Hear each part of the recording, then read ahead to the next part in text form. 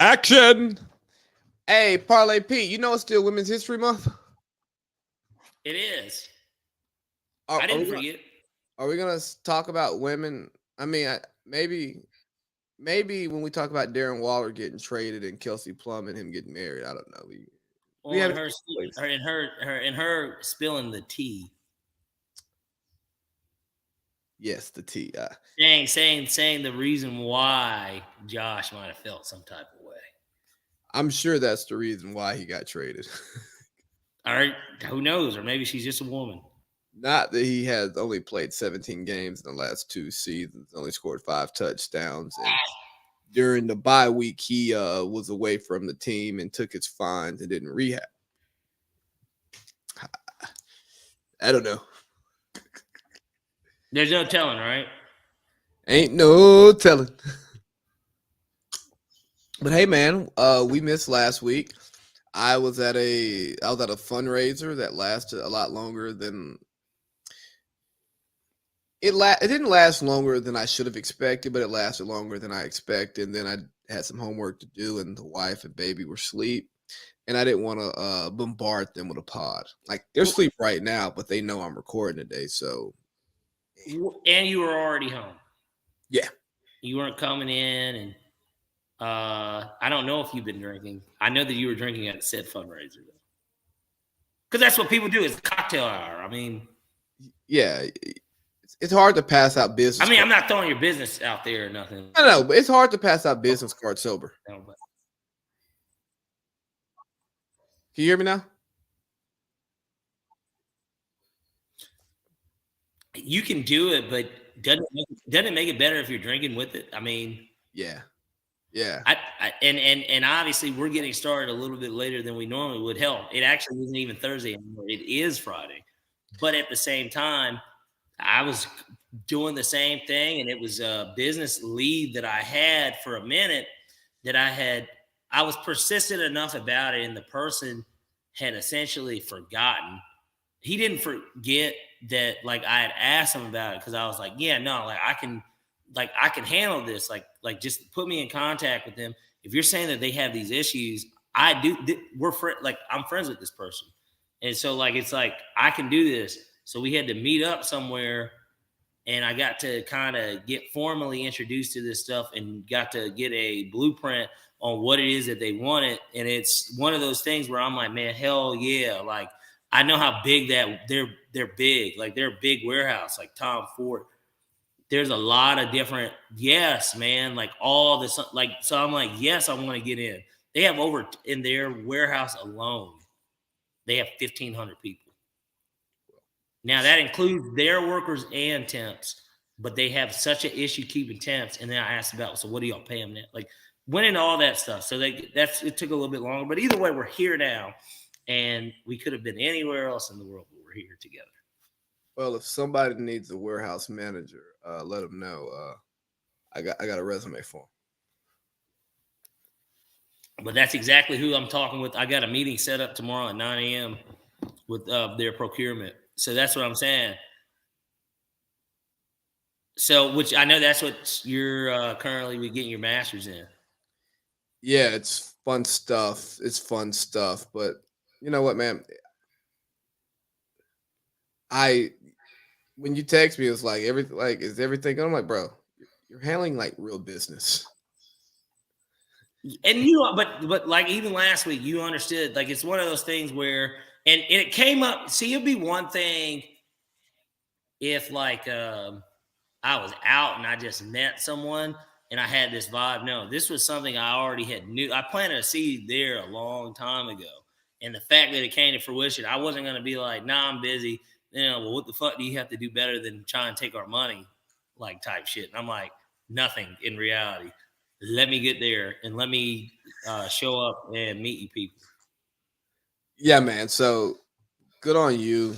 Great time. But you ready to get to the show? Yeah, let's get it started.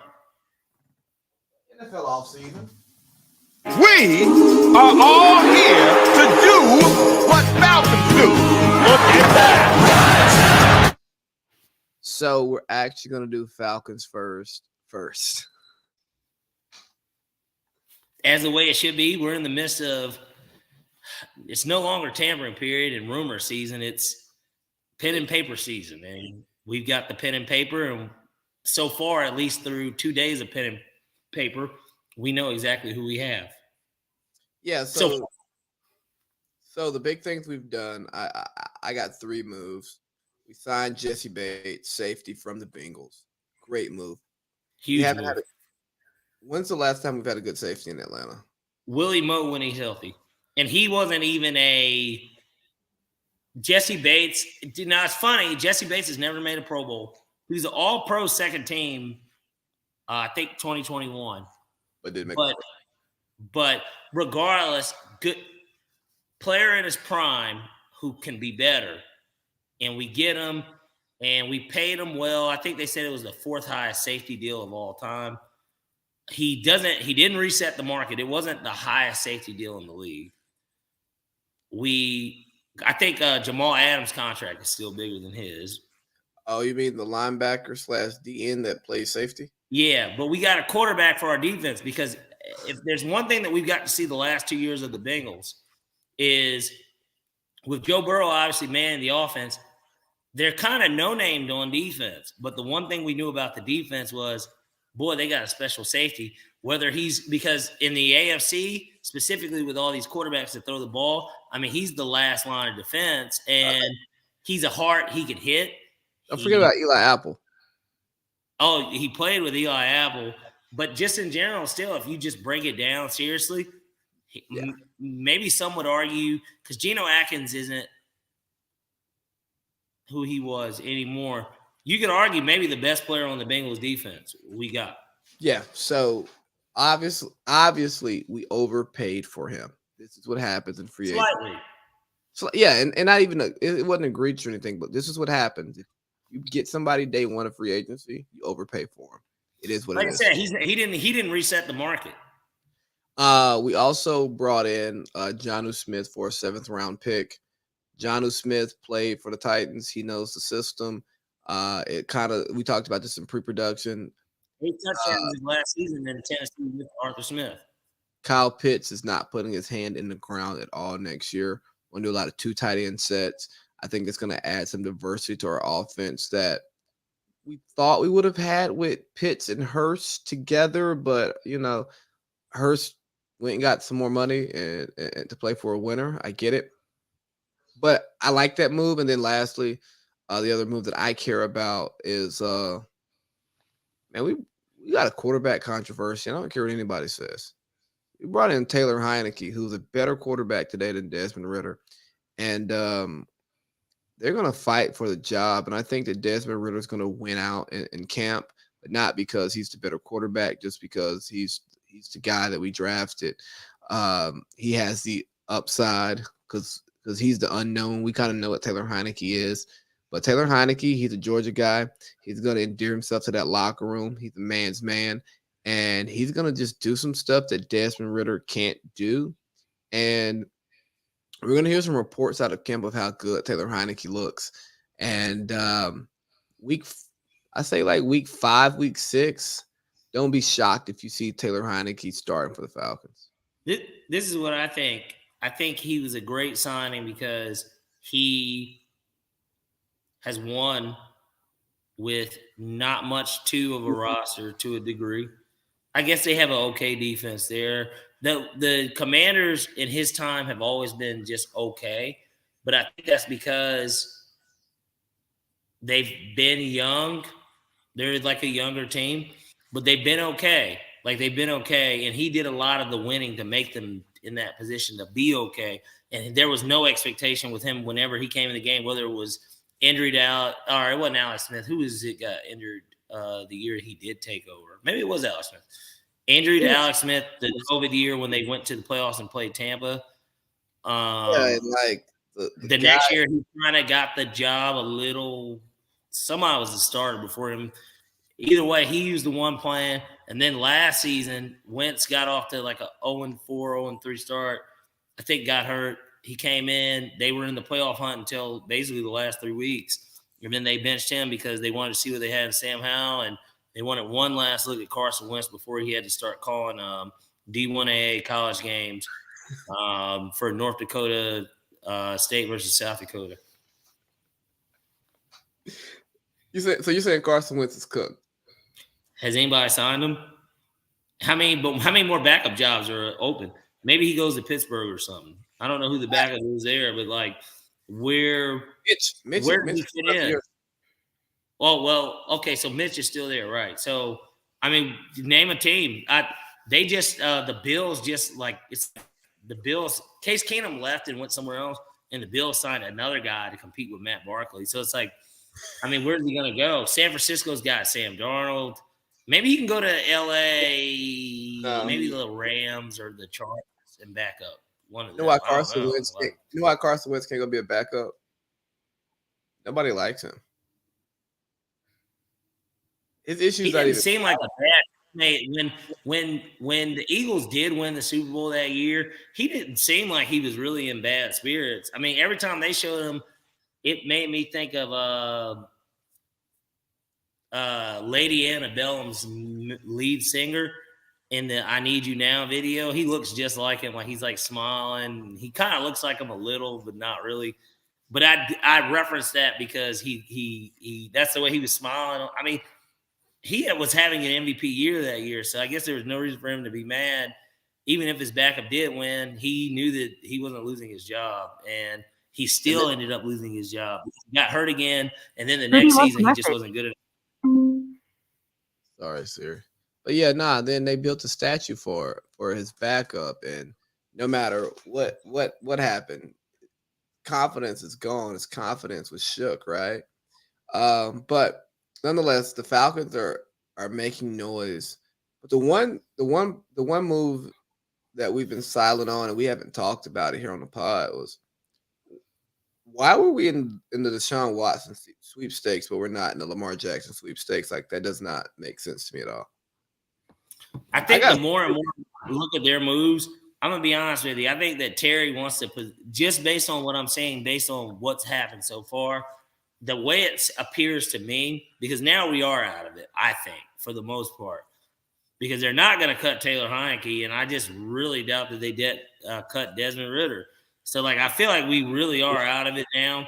I think there's only two answers I have to that. One, I think that maybe they want to reset and wait until next year, and the thought is that maybe Lamar sits out the same way that Le'Veon Bell sat out for a year.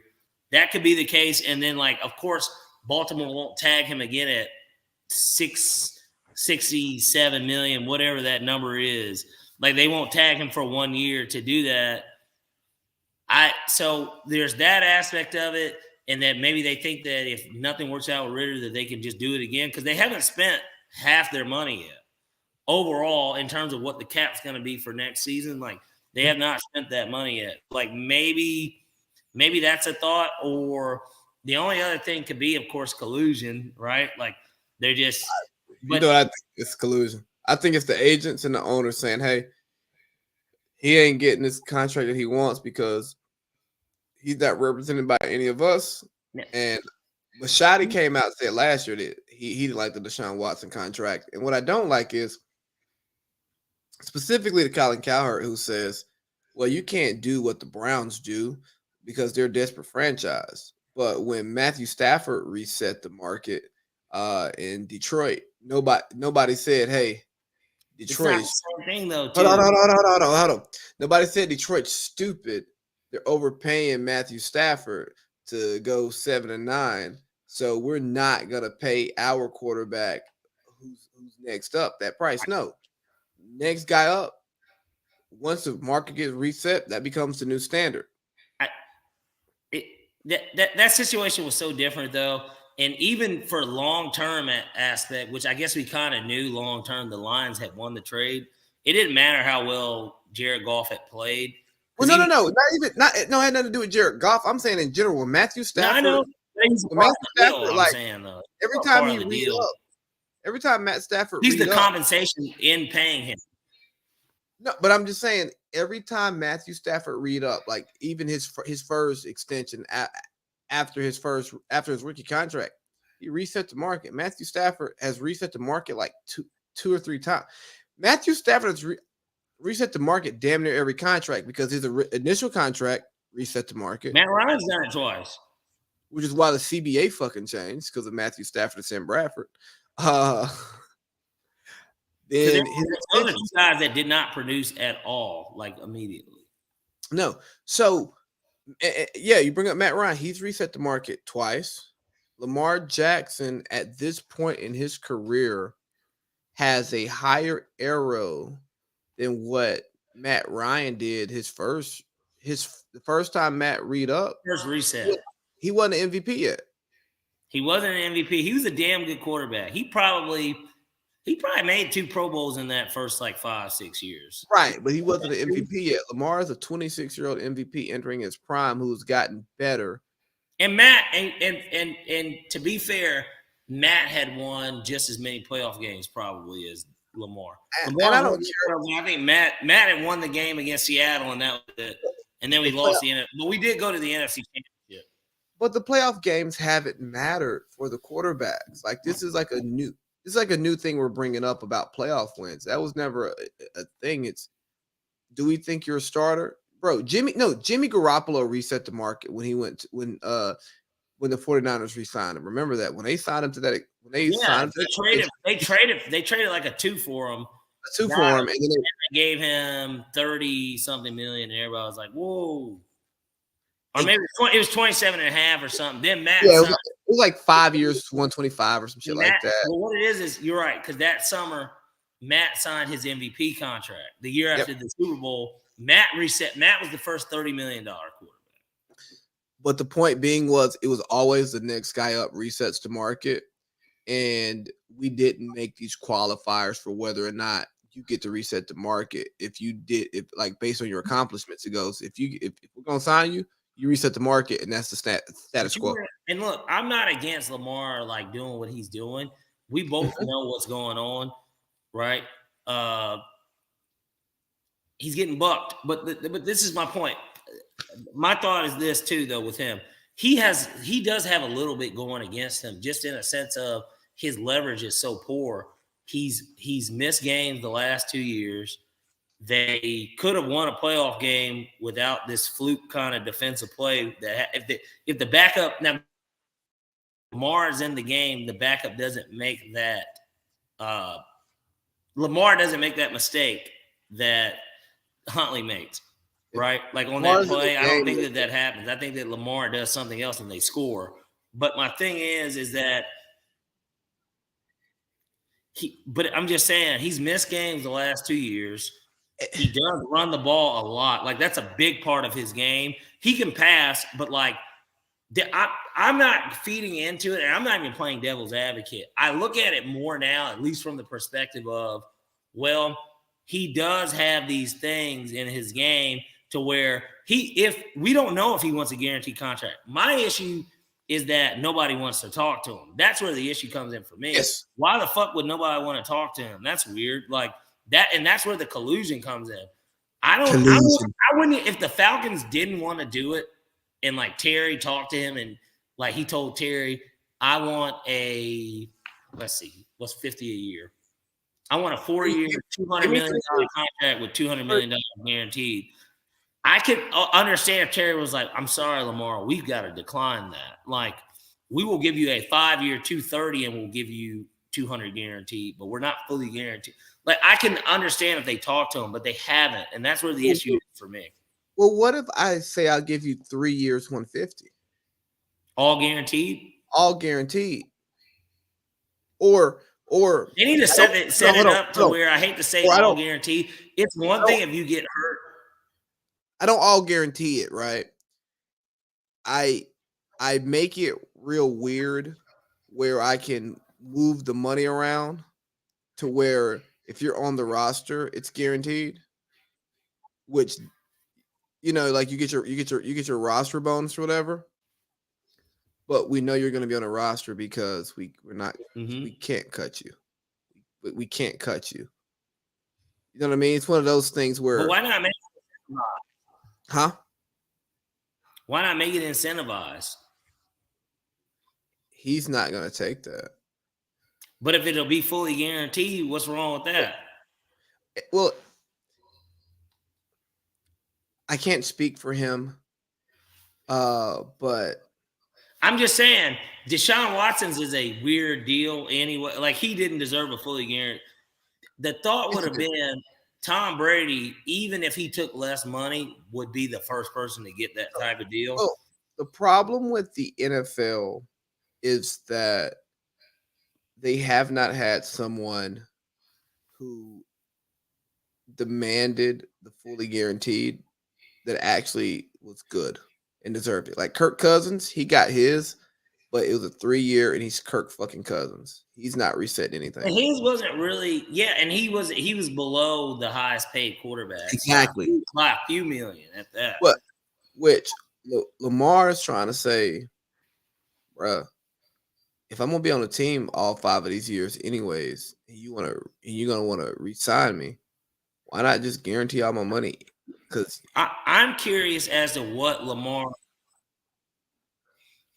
I'm curious as to what Lamar was offered. Like, I think when those details come out, then we can really fully realize the picture. Because if he was, I don't know what he was offered. Because if they told him, "Hey, we will give you the same deal that Russell Wilson got, but up it by $1 million on the annual salary, and your guarantee is more by $5 million," I don't know why he wouldn't take that. Like, I get it.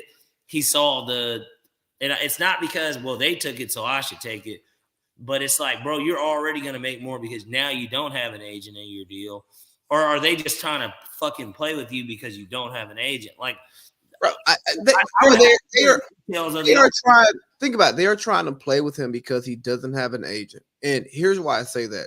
Listen to the media coverage, right? The media coverage is he doesn't have an agent. He doesn't know what he's doing. His mom is probably not the best person to be at that room because when they're being honest, the emotions can set in and this and that. And I go, and I've said this on here.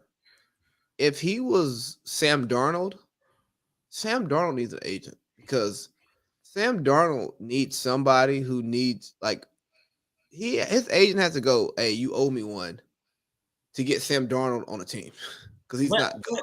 But hold on, let me finish. But when you are a premier player in the top tier of your position, the standard is always a little bit more than the next guy. You don't need somebody to negotiate that for you because the standard has been a little bit more than the next guy. And then they moved the goalpost for Lamar. He's the guy who didn't get a little bit more than the next guy. And the situation is not different because they could have got the deal done before last year started. Okay, that was the first time he really missed games. His situation is unfair.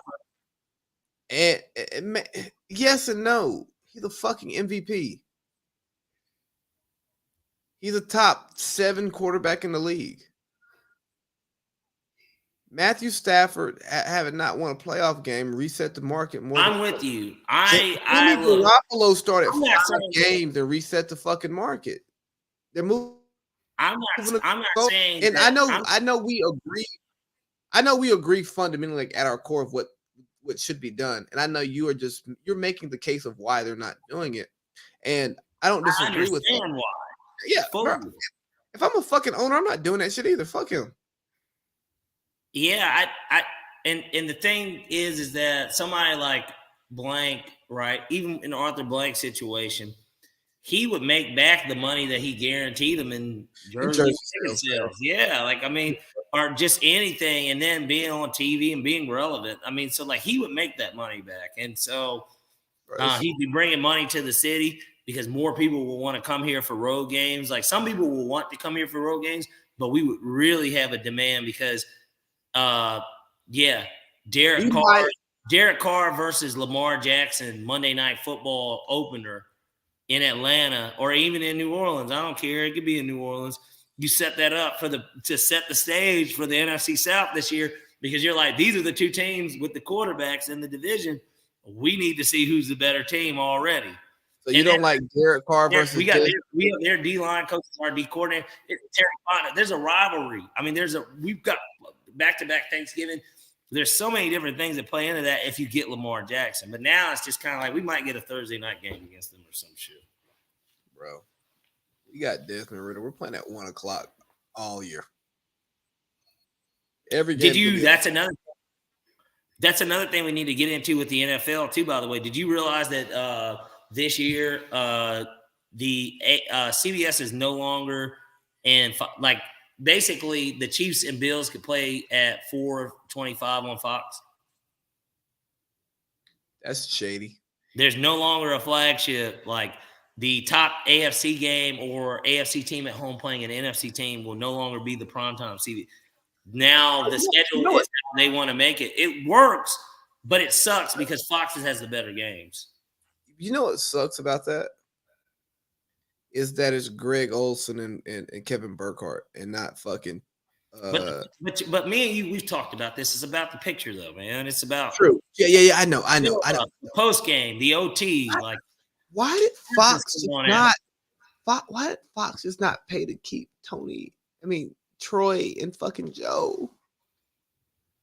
Because, man, they were built for Monday nights. Because Monday night needed them, even though they got Peyton Manning, and Peyton Manning didn't just want to take over. Because Peyton wanted to do some different shit. Peyton didn't want to be wearing a suit and say, "That's right, Tom," and looking over to his right. Like, he.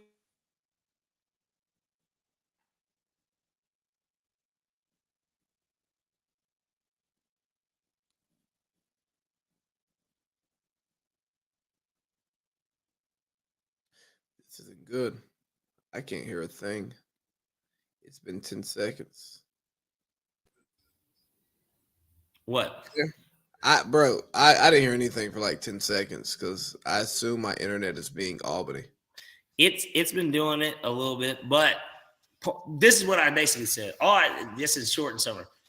All I said was they don't want the Mannings didn't want to do normal broadcast television. Oh, the niggas lazy. They're lazy and rich, and they got leverage. And now what it is now they're a waste of money because you did pay Troy and Joe. They're kind of the waste because I don't listen to the Manning cast. I don't give a fuck if LeBron's on there. Bro, if Kobe Bryant's fucking angel came down and him and Gigi were there, I probably wouldn't want it. So it's just kind of like there's nothing gonna make me change from Joe and Troy. And then before Joe and Troy, they took away too much shine from the 3-man booth that they did have with Greasy, fucking Levy, and Mar Levy, not Levy, and Reddick. Like, you took away too much from them. So, like, now it's damn if you do, damn if you don't.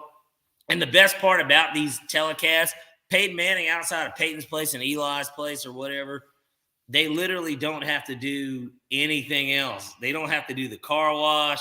They don't even have to get – and look, I love PTI. They don't have to get on PTI with Wilbon for the 5 minutes like Steve Young used to do. They don't have to do a goddamn thing, bro. They're getting paid to do the football games, and that is it. Bro, let me tell you what. I love the Manning cast. I did not watch the Manning cast at all this past year. Because you didn't have to.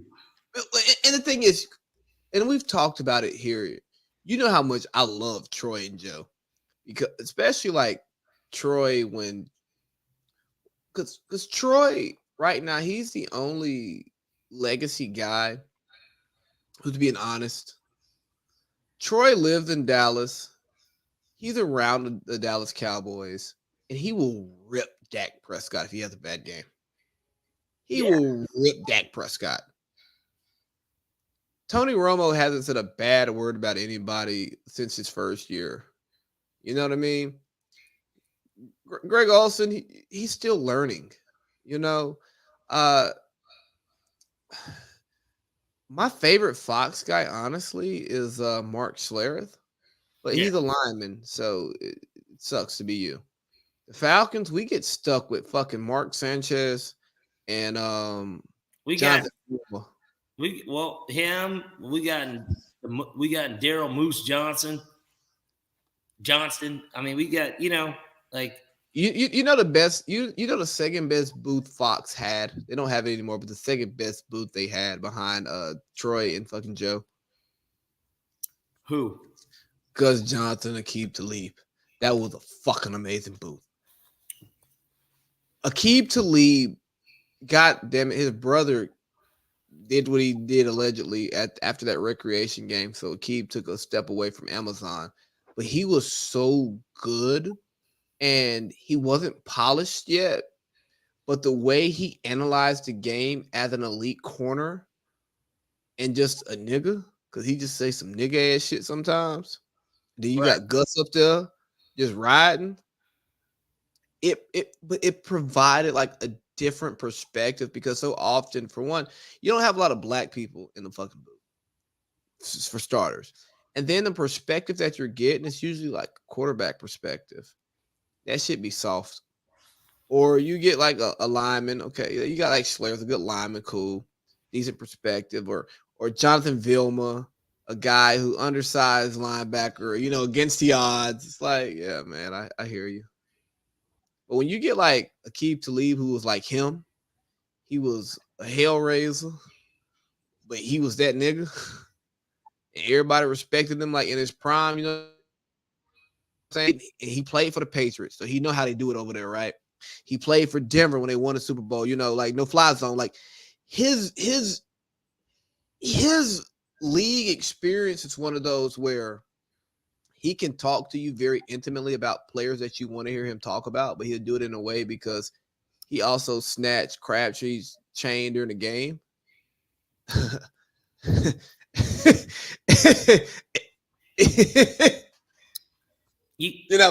His draft stock may have dropped because of off-field incidents, Jalen Carter action.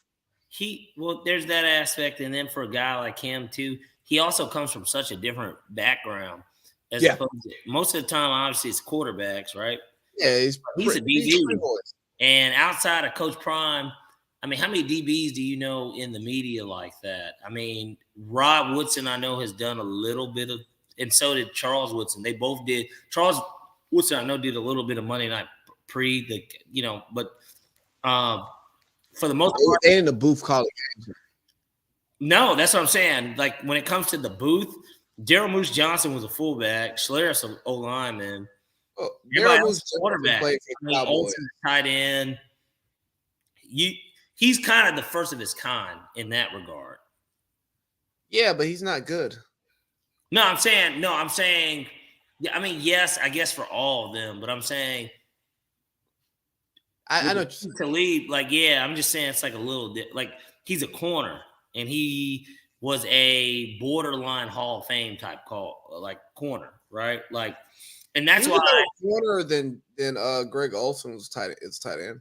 And I know that we morphed into this conversation via the Falcons first, but then I'd be remiss to even not bring up Matt Ryan. That's why even, you put up the post of him at CBS, and it's like, no, that's why I say, no, I think Matt would be perfect for CBS because he's not really a Fox guy, even though he played on Fox. He's not good enough to be a Fox guy. His resume is not Fox. Fox has they just have their set shit. I mean, I know Peyton and Gronk join occasionally or whatever, and Tony G, like that pregame with Michael Vick and shit, and Dave Wanstead, like those are the people on that first show. But I'm saying the prime time group, Matt fits in good with Nate Burleson, Bill Cowher, Boomer.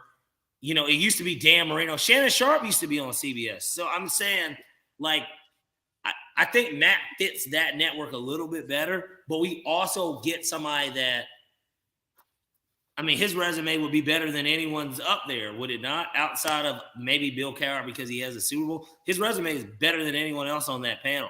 Yeah, no, he fits CBS. I'm just saying he can't. Yeah, he just Matt Ryan CBS.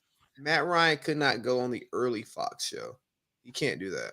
If TNT put enough money into it to where they bid to get a game, Matt could be on the TNT, obviously, because it's in Atlanta, right? Turner. Hell no. Hell no. No, I'm not. I'm saying, look, this is what I'm saying. I'm not, because it wouldn't happen, but I'm just saying, what if TNT did set it up to where you had two I've never heard TNT put their name in the hat for the NFL. They're in hockey and they're in the NBA. TNT has Charles Barkley and Shaq. They had D Wade. I mean, D Wade wasn't good on TV, but his legacy. They had KG. No. Hell Jamal no. Crawford's on there. Yeah, on the B team. We don't see him on Thursday. He's on there. They be splitting reps at this point now. Every other night, It's that team, then the A team. It's A team, B team, A team, B team. It's not like it's A team, A team, B team, A team. And I mean, split reps these days. And Kenny, as the player who doesn't have the individual accolades, won 2 championships. He played with Hakeem Olajuwon. So, like, nah, bro. And he's a New York legend. Have you ever seen the story of him and how good Kenny Smith actually kind of was? Well, yeah, like Kenny Smith was like that guy come out of New York. Before he even got to Houston, he was pretty fucking good. Like, he was good with the Kings. Like, he was good. He just sucked. When Kenny showed up to North Carolina, I don't think he had the same respect for Michael Jordan that everyone else does, you know? He's a top player in New York City. Like, he felt like your peer. Like, I hate to look at it from that New York perspective, but like, damn, that's like a motherfucker. If back in the day, I guess if he showed up to Rucker Park, niggas were like, "Oh, okay, let's play." Like the Jet. Yeah, basically, yeah. I'm just saying, I forgot what I saw. Maybe it was like a YouTube thing, but like he has a ton of respect from his basketball standpoint up there. He's a dude. He's a dude up there. Like, he's a New York legend. Hey, so what else do you want to talk about, like, football-wise? You want to go to Aaron? Let's go ahead. Yeah, that's the top story. Aaron Rodgers announced on Pat McAfee, which I expect to happen. He's not going to give it to anybody else, that he intends to play for the Jets this year. And this hasn't been a secret. The Jets have known that since this past Friday. He let them know. And, you know, I'm an Aaron apologist. Let me start there, right?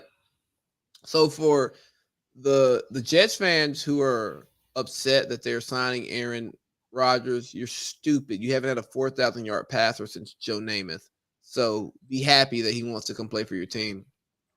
For those who say Aaron hasn't been speaking to people, Packers teammates didn't know what he was doing, or nobody knew. Well, the Jets came to see him and they had a conversation.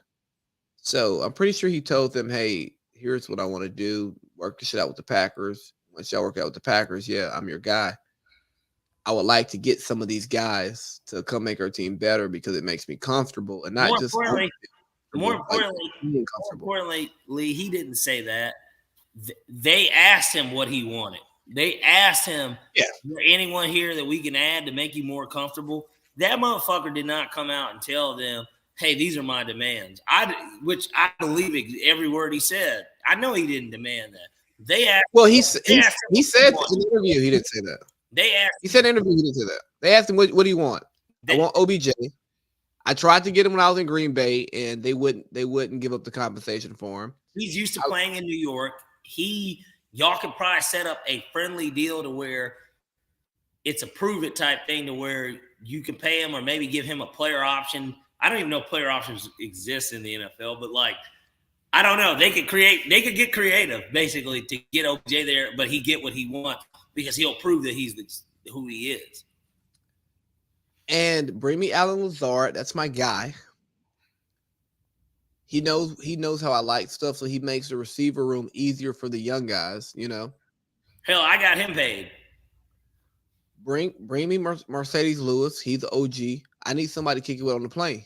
Like, and I think people who are trying to knock Aaron for making that list, dog, I want to kick it with somebody my age after hours. Yes, I'm going to hang out with Garrett Wilson to build chemistry and Elijah Moore, but guess what I'm not trying to do? I don't want to go to dinner with y'all on a Tuesday.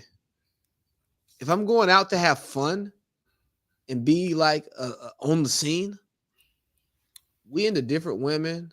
One, we got different kind of money. Like, I got $50 million a year money. You got a $50 million contract money if you're lucky. You know what I'm saying? Like, we move in different crowds. You can't hang out with me.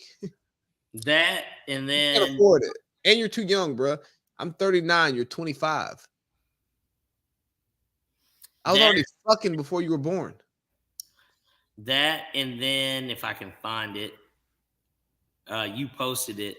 But the AI response that basically he could go to New York and go somewhere in Brooklyn and it'd be this broken down fucking place where he can do fucking I mean, I guess I watch shrooms or whatever he wants. Whatever he wants to do. Be on some 4 a.m. in Brooklyn type shit, because that stuff really does exist like that, right? Like that shit does exist, and it's just like in New York City, he can kind of.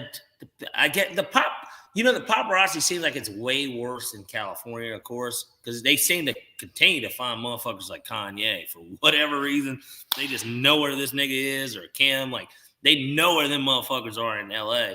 But in New York, it's more of photographers not getting videos, but pictures of you walking somewhere. Bro, and here's the thing: Aaron Rodgers is 6'2". I'm not saying he blends in because he's super popular, but physically he blends in. He's 6'2", low 200 long pounds. hair. He'll probably wearing a baseball cap. Bro, he looks normal. He's not 6'5" Peyton Manning walking around here with these thighs and this long neck and shit. Yeah, Aaron Rodgers is like a normal nigga. So I think that because Aaron Rodgers has upset the media because of his non-conventional ways of carrying himself, he's somebody who wants to own his own narrative. He's somebody who will push back on bullshit. He'll say, "Hey, that leak about me wasn't true because whoever got it doesn't know anybody around me. So no, Shefty, lose my number. I don't know how you got my number." Little stuff like that. Because he takes that approach, I think that he's just not. He doesn't get the best light by members of the media.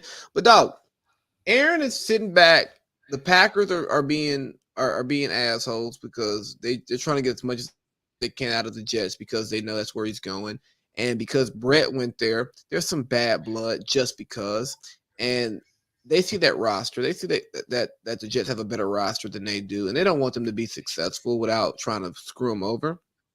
But I also think Aaron's going to redo his contract. Right. But he's just not going to leave money on the table for potential stuff. Once you get these guys in the building, then I'll rework my contract to make sure all of it fits. And that's why I don't think Aaron is the trade's beneficial. I don't think that's why he's there, because he's holding off to let the Jets build the best roster around him. That's what I think. And they should. And maybe I'm giving him way too much benefit of the doubt. I think he would be willing to restructure his contract to fit in more of the guys he wants. Exactly. Because for him, if this goes the right way, if it's a Brett Favre to Minnesota situation where year one we go to the AFC Championship and we lose and it's a really close game, I'm all in to return for that second season. But if it's Brett Favre of Jets, I'm out. I'll probably just retire and have done my 1 year in New York. And, I lived in New York. I got to see what the big media, especially if they chew him up, or something. I'm not saying he's a sensitive guy, but what it is at the end of the day, he seems like somebody that doesn't really care for the media to begin with, and that is the media capital. So it's just I don't know how that winning is the only thing that can make that stop. So yeah, exactly. I cannot wait for football season too. Do you think it works? Do you think Aaron Rodgers to the Jets works? Are they a playoff team? I think it works. I don't know about a Super Bowl, but this is what I do know. I know that it will be good TV. I think they win the division. I think the Bills win the division. I think Aaron Rodgers. I think we're giving too much stock to Garrett Wilson. I think we're giving too much stock to Breece Hall. I think Sauce is the guy. I do. I think he's a top 5 corner for sure already. I think that those guys did have good years, and I get it. They didn't have a great quarterback, but they didn't have a good quarterback. I would say 11-6, 10-7. I could. They're definitely a playoff team, but what they are too is another team that has to go against Patrick Mahomes. You have to go against Josh Allen. Even in that division, maybe Josh Allen's a regular season quarterback. Who the fuck I don't give a fuck. Allen? Regardless, they win games every year. They win a lot of games. Miami, if Tua can stay healthy, there's a lot of ifs, but that Miami team is fucking humming. They're humming. Here. Aaron Rodgers, best quarterback in the AFC, will be the best quarterback in the AFC East. And I think they win the division. Yeah, Jacksonville year 2. Year 2 with and Calvin really added to the fold. That team had Kansas City on the ropes.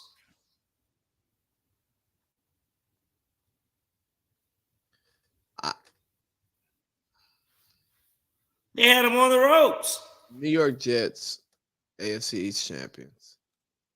Book it. I get what you're saying. They win the division. That is like maybe the hardest division in the because even Bill and them are a game away from going to the playoffs. They beat the Bills in week 18. They're in. Or if Jacoby Myers doesn't throw that errant pass to fucking Chandler Jones for a touchdown, I mean, they're in. They're in if they win those games. Like, you know what I mean? They're in. So it's just kind of like, and the Dolphins fell apart because of quarterback play. So, like, and even then, they almost beat the Bills. And, like, when we were in Tampa, so I'm just saying that's a tough division to just say, he goes in year 1. Robert Sala's there. They got Nate Hackett as the OC, and I get it. There's familiarity there, but Nate wasn't calling the plays. LaFleur was, and we saw what Nate did he got fucking fired. He couldn't finish 1 year as a head coach. So, well, who the fuck is what?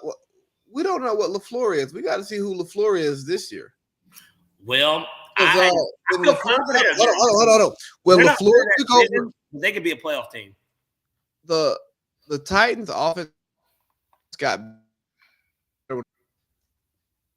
Yeah, because Coach Art was calling the plays, right? But like at the same time, was it LaFleur's fault or was it the personnel's fault? He had Mariota in the year that he did it. The year that Arthur Smith took over was the year that Tannehill took over. They made the decision to bench Marcus Mariota, and it worked out. And Derrick Henry obviously is Derrick Henry. So, like, I don't know. I don't look at the little things like that. Like, I think that's a small thing on his resume, considering we've seen what he's done as a head coach, as a play caller, as a head coach. Outside of this year, they won 15 games in the first 3 years. Yeah. And I just say that LaFleur was blessed to have Aaron Rodgers and Devontae Adams and Aaron Jones. So I don't know what LaFleur was doing as a play caller, especially with Aaron Rodgers as his quarterback.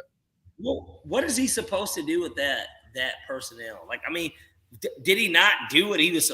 What do you expect? 13 wins out of that personnel? No, he did what he was supposed to do. Aaron Rodgers won more MVPs under him than anyone. I mean, I'm just like, you know what I mean? No, but he did what he was supposed to do. But when you talk about like the play calling, I don't know what Aaron was changing at the line that made LaFleur look better than he does. You know, that's not Peyton Manning. This guy, like he's Peyton. Like Peyton was switching plays, and we knew it every time.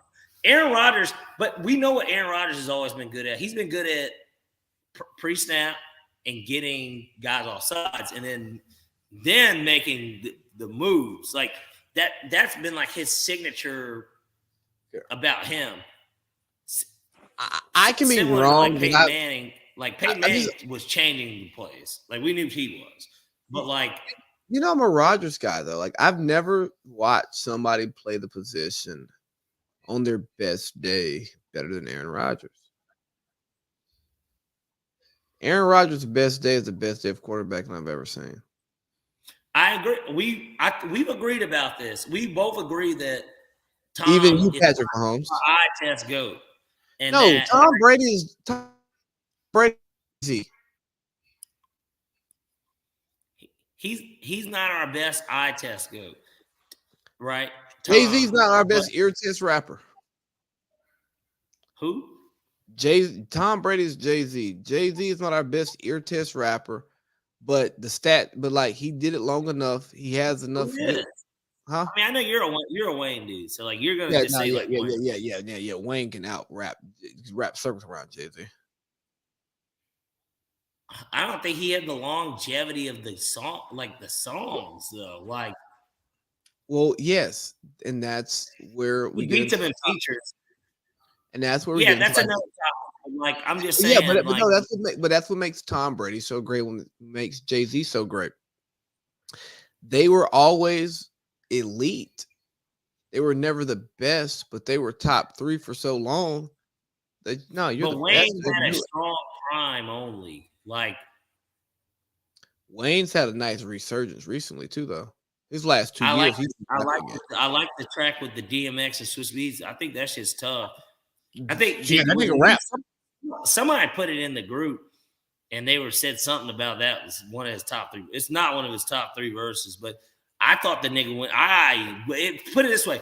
It made me more excited to listen to some more Wayne. Something I couldn't say that I've said in the last 4 to 5 years. Like, Well, that's because you've been asleep. You've been asleep on him because his verse on Seeing Green with Drake and Nicki Minaj, he was rapping. And God, but that was how long ago was that? 3 years ago? I think 2. Just 2. Look, man, that motherfucker raps too much on auto-tune, and that's like his issue. Fair. You know, like that's ultimately kind of his issue. Like, so that's why I guess I see the conversation that you're making in terms of it's comparable that way. I get it. So who? What are you saying that Wayne is Aaron Rodgers? Yes, absolutely. Okay. And you can never win I don't think you can win an objective best rapper argument of putting Wayne over Jay-Z. I don't think that's an argument that can be won. I would tell you that I prefer Wayne over Jay-Z. I think Wayne's better than Jay-Z, and I'm a huge Jay-Z fan. Right. Just like I won't argue with anybody that Aaron Rodgers is a better quarterback than Tom Brady, even though I think Aaron Rodgers is a better quarterback than Tom Brady. Like, right. I won't argue it. I just won't do it because I'm gonna lose that argument. Right. That's like mixing bleach and ammonia and thinking you're gonna like live to tell about it. Right. They're a legit, like you can objectively say Matt Ryan's a better quarterback than Michael Vick. Like you can easily make that type of an argument. But bro, though, like with let me can I set the record straight on that here because it came up in the group recently. Your brother tried to pull some fucking receipts on me about Matt Ryan versus Mike Vick, and I go, Matt Ryan, best Falcons career ever. Okay, best Falcons career, not the best player to play for the Falcons, but the best Falcons career. He's the best. He's the greatest Falcon of all time. Greatest Falcon of all time, absolutely. And when we talked about the Mike Vick thing, it's like, dude, I was black playing quarterback and left-handed during the Michael Vick era. So I will always like Michael Vick more than I like Matt Ryan because I was a fan who was trying to be Michael Vick. I wasn't trying to be Matt Ryan because he came in 2008 and I was in high school playing DB. I wasn't even a quarterback anymore. Well, but this is the argument even with that. And this is why it's good that you can distinguish the difference. A lot of our people cannot distinguish the difference. Favoritism versus subjectivism is totally different. In reality, look, my favorite Falcon might be Jesse Tuggle, right? Like I can say that as a kid, that's whose jersey I rock. I wasn't even a football player, but if there was a player to me that always embodied, like when I went to games, like him wearing the big pad, like it was just something about Jesse Tuggle for me. He was the best player on our defense. He was the most consistent player. He is the only player that for a decade in the NFL history, nobody else has done this. And you can check the numbers. 100 tackles every year for an entire decade. Undrafted player, 5-time Pro Bowler, I think 2-time All-Pro. Guy that if he played in New York might be in the Hall of Fame. Like, you know what I mean? Yeah. I can make that as a growing up, this was my favorite, but I also know that, well, he's not the best. He's not the greatest Falcon ever. The greatest Falcon ever is Matt Ryan. Like, we know this. Julio is a first ballot Hall of Famer, in my opinion, at wide receiver. And we could all argue Matt probably doesn't get in first ballot. I think Matt does get in. Like, I do believe that he's going to get in. But, like, first ballot. Julio's a first ballot. Dion was a first ballot. Like, these were guys that played for the same organization. And it doesn't mean that they weren't better players than Matt Ryan. But what it means is that Matt Ryan was more important to the city of Atlanta. And whether people wanted to maybe not more important. He was more important to the Atlanta Falcons than anyone else. What he did and what he had to turn around, and like that to me is where I want that difference to be made amongst those that speak on it, because that is like the reality of it. But most people don't want to realize that. They want to talk about Matt Ryan sucked, all this, that, and the third. Here's something for you, right? Gilbert Arenas got that extension from the Wizards, not because he deserved it, because on the court, but the former owner, who's now since passed away, asked him when he first brought him in from Golden State, I need you to get the stink of MJ off of this franchise. And because because niggas didn't like MJ, he wasn't good and all that shit, right? Because he did that, he was like, I'm giving you this extra max, even though I know you're hurt. Nigga, it's my money. Fuck it. right? Because of what you did for me and delivering us from a dark place in this franchise. Like, you brought light back here. And then obviously he handed the baton to John Wall. And then John Wall and Brad Beal did what they did, you know. Right. And similarly, Matt Ryan delivered us from the dark cloud of Mike Vick. And but did more than anyone in franchise history, though. Too. Right. But yeah. But he also won a championship for the Bullets, right? Like, but all I'm saying is never won nothing. I'm saying fuck what Matt Ryan did. That was great, right? I'm saying fuck the Super Bowl appearance, fuck the MVP. That first contract, he brought back optimism to the franchise, to the fan base, that we could be a winner from day one with his first pass, from day one. After we lost Mike Vick, who was a fan favorite, rubber band experience, was it AirTran or whatever, American Airlines, whatever airlines it was, he was signed to, because whatever airlines had that Michael Vick was with, they signed Matt Ryan. When they signed Matt Ryan. Yeah, I know it's messed up. You're typing it saying it's messed up. I know it's messed up.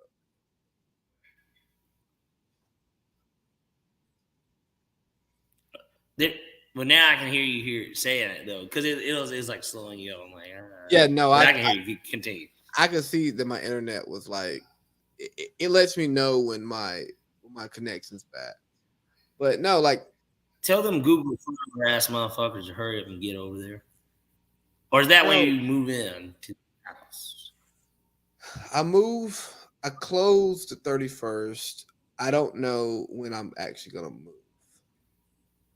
Because I leave here April 30th, so like I got a month, but like push come to shove, I want to get the studio set up first. So I get the internet, and then like I can start recording there because I have fiber. I knew you wouldn't do it, but you could literally commute every day if you wanted, kind of.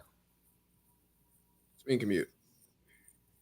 Well, you said you close on the 31st, or did you? You saying you did close? You close.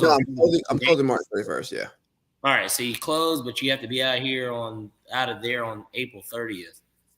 You could. I'm saying you could. I mean, if you wanted to, you could. I'm going to be living in both houses for that month. You're saying even after the close, you will move in within in the month of April. Yeah, we're gonna have everything there. It's just I thought you were saying that maybe you wouldn't move in until, let's say it was the middle of May, and you had 2 weeks of like, where am I going type shit. Like, no, hell no, I'm gonna be in the damn house. You'd be that fancy ass Marriott. Fuck no. Hey, they got the bar. You said though. Yeah, but let's hit a couple of NFL free agency things because we've been here for an hour. Oh shit! No, we didn't talk about the number one pick trade. The Bears fleece Carolina. The Bears fleece Carolina. And they just made another signing. They just made another signing too. By the way, they signed Deontay Foreman to be the backup, or I guess to split carries with Khalil Herbert. So now we know who's taking David Montgomery's spot. They just signed him. Yeah, I saw that, and I'm like, oh, that's a good move. That's a good signing, though. And yeah, so you throw that in there.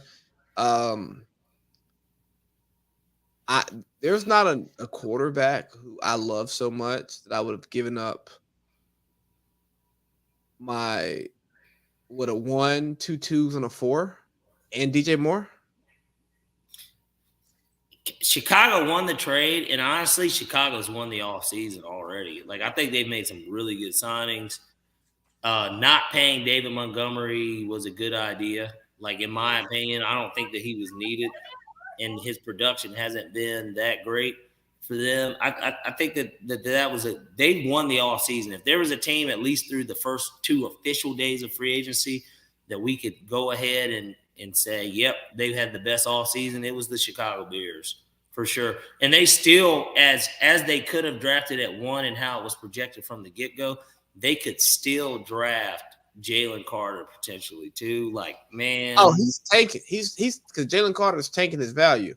He showed up to his pro day out of shape on purpose.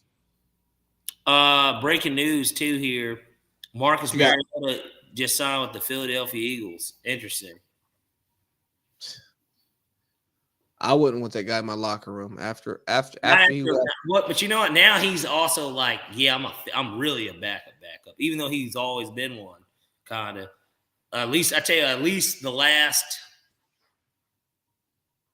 4 years he's been a backup, and it's just like I don't know why he didn't think it would be anything different this year. The way he walked out on us and didn't support Desmond Ridder as a rookie. Yeah, it was bitch. That shit was that's Bush League. Yeah, I wouldn't want him in my locker room, but he does. He does, I guess, a lot of what Jalen Hurts does, just at a much lower level. I guess you could say. Yeah, he can't complete deep passes. Let me see what else we got. That too. I mean, well, that is what he cannot do. But yeah, no, but he can get it there. He can run the field offense, so I get it. Let's see. He can run that dumbass 1 yard quarterback sneak that they might be getting ready to ban. Anyways, he could do that, I'm sure. Even though he's not as big, he could do it. I'm gonna throw a couple signings at you. You stop me if you want to talk about it. Darnold to the 49ers. That's really a waste of a topic. He's third string and will be inactive once Brock Purdy is healthy. Gardner Minshew to the Colts. Solid sign, something I thought maybe we would have done potentially, but I like our move. I like we talked about earlier. I like the Heineke signing. So Gardner Minshew starts the season until AR-15 is ready. Well, probably Will Levis.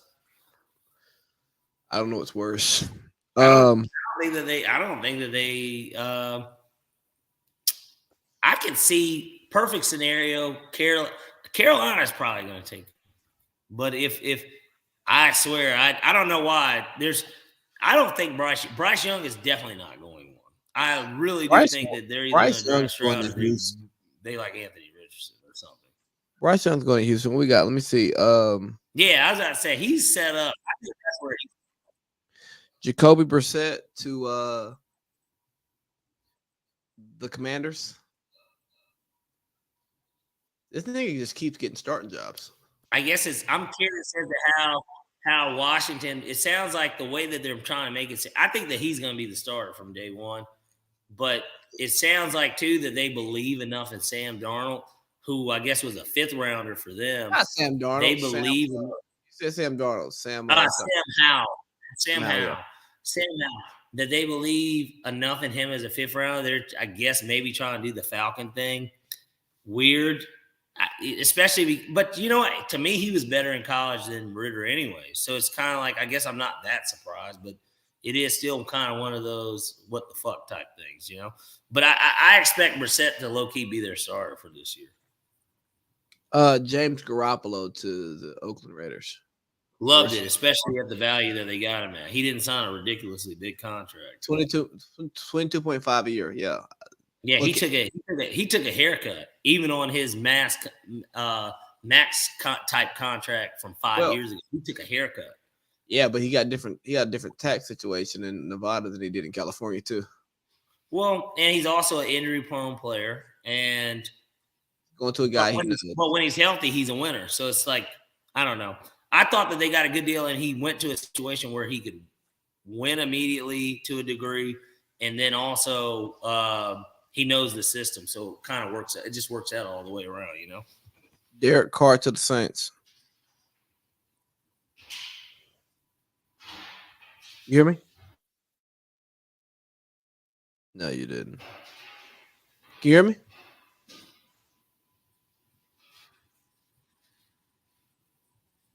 We've got dead air. Can you hear me, Parlay Pete? No, you can't. I can, and now it went. Oh, go ahead. I can see that we're clear here. Derek Carr to the Saints.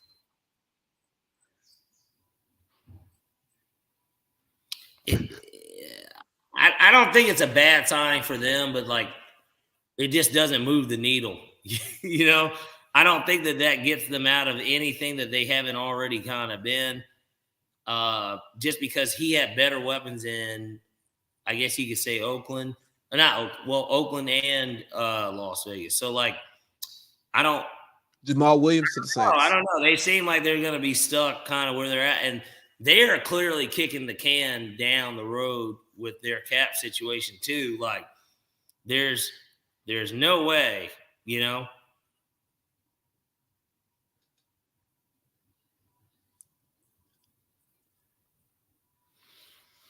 What was that all about? What was the point of moving the seat? What are you trying to show us here? I just wanted to make sure they can see those C and cross sabers. Shout out to Cass High School. Well, we see it. What else we got? Go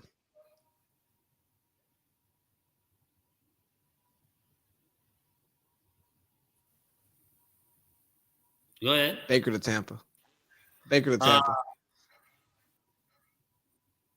I liked it. I kind of thought that in a weird way that if they weren't giving the job to Ritter, that was kind of who I expected us to sign. If they weren't just going to give him the job, but they also weren't going to draft or trade for Lamar. Like, if they weren't going to draft a guy or trade for Lamar, I thought that Baker would have been suited to maybe come even into this situation. Like, and literally compete for the job. And then if Ritter beats him, he beats him, and then he's the backup. But I think good move for Baker for sure. But like another one where it really doesn't move the needle for me. I mean, the big winners in free agency were Baker and Sam Darnold because they found work. They found work with the opportunity to start week 1. Oh, I don't think Sam Darnold starts week 1. I think Trey Lance. I didn't say he starts. He had the opportunity to start because I don't think there's any scenario where Kyle Shanahan makes him the starter week 1. I think Baker Mayfield can absolutely start over Kyle Trask. And who knows? Like I said, we really don't, because the draft hasn't happened. We just don't know. Tampa somehow, some way, I don't know, could end up with somebody or they draft Hendon Hooker in the second round and are like really just redshirting him or something. Like, I don't know. Like, because think about it, Hendon Hooker was a guy that was regarded almost maybe in the same light as Anthony Richardson to a degree. Would you agree? Like before he got injured, like he was kind of the fourth quarterback, third quarterback. But some people were like, maybe this guy actually has the upside to be a guy in the league. Like, I mean, I don't know. So, like, I want us to draft Hendon Hooker. Now, okay, so you're coming also with the expectation that, of course, Ritter is what we think he is, which is a game Trash. manager. Yeah, basically 7-10, 8-9, maybe. And like, there's no reason. Well, to the point of where Arthur Smith and Terry Fontenot cannot hang their hat on him for another year, because if they survive this year, and that is the case, like we're 7-10, like we're 7-10, 8-9. Like if we're 7-10 or 8-9 or something like that, to where he's in this position to be able to start. Exactly. Yeah. So I like Hendon. I would love for us to catch him in the third round. I wouldn't be mad if honestly, if the Falcons draft him in the third round and he redshirts the whole year, I really would not be mad at that.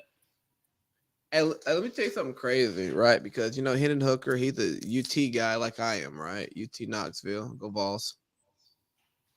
Go Vols, huh? Yeah, I got my acceptance package from Ohio State, and I turned them down. Bruh, they send niggas Buckeyes in the mail. Look at this shit. A Buckeye necklace. Wow. That's nice. Yeah, Tennessee you could have wore that to the Georgia Ohio State game. I'm good. If it had happened prior to that, I wouldn't have done that because I'm a Georgia fan first still. Well, there we go. Same thing for when Tennessee plays Georgia, huh? Yeah, unless I get free tickets from UT, then I'm still a Georgia fan. Hey, but let's close out football in like the next 4 to 5 minutes, and let's talk about some moves that actually matter, some trades. Let's do it. Jalen Ramsey went for a 3 to the Dolphins. They pretty much said, Byron Jones, we gave you a lot of money and you did nothing for us. And then you come out and you talk about how you took all these injections and stuff and you can't sit, bend, run, jump anymore. Fuck you. We'll replace you with one of the best cornerbacks in the league. Then we got Stephon. I think if he didn't say that he was cutting. Say again? I said I think that he's cut. I think he's cut anyways, even if he doesn't say that. Well, yeah, because whatever he said, they saw. He saw them. I'm saying, but if he doesn't say it, regardless, I think he was cut because it's just like, bro, this has not worked out. Bro, if Jerry doesn't pay you, that means something. Like the fact that the Cowboys are cutting Zeke, that means that boy is washed, tossed, bleached, dry. The nigga's dry cleaned. He's done. Put him in the closet. You know what I mean? Like he's you signed Zeke for $2 million. Is he? I was gonna say, is he a throwaway?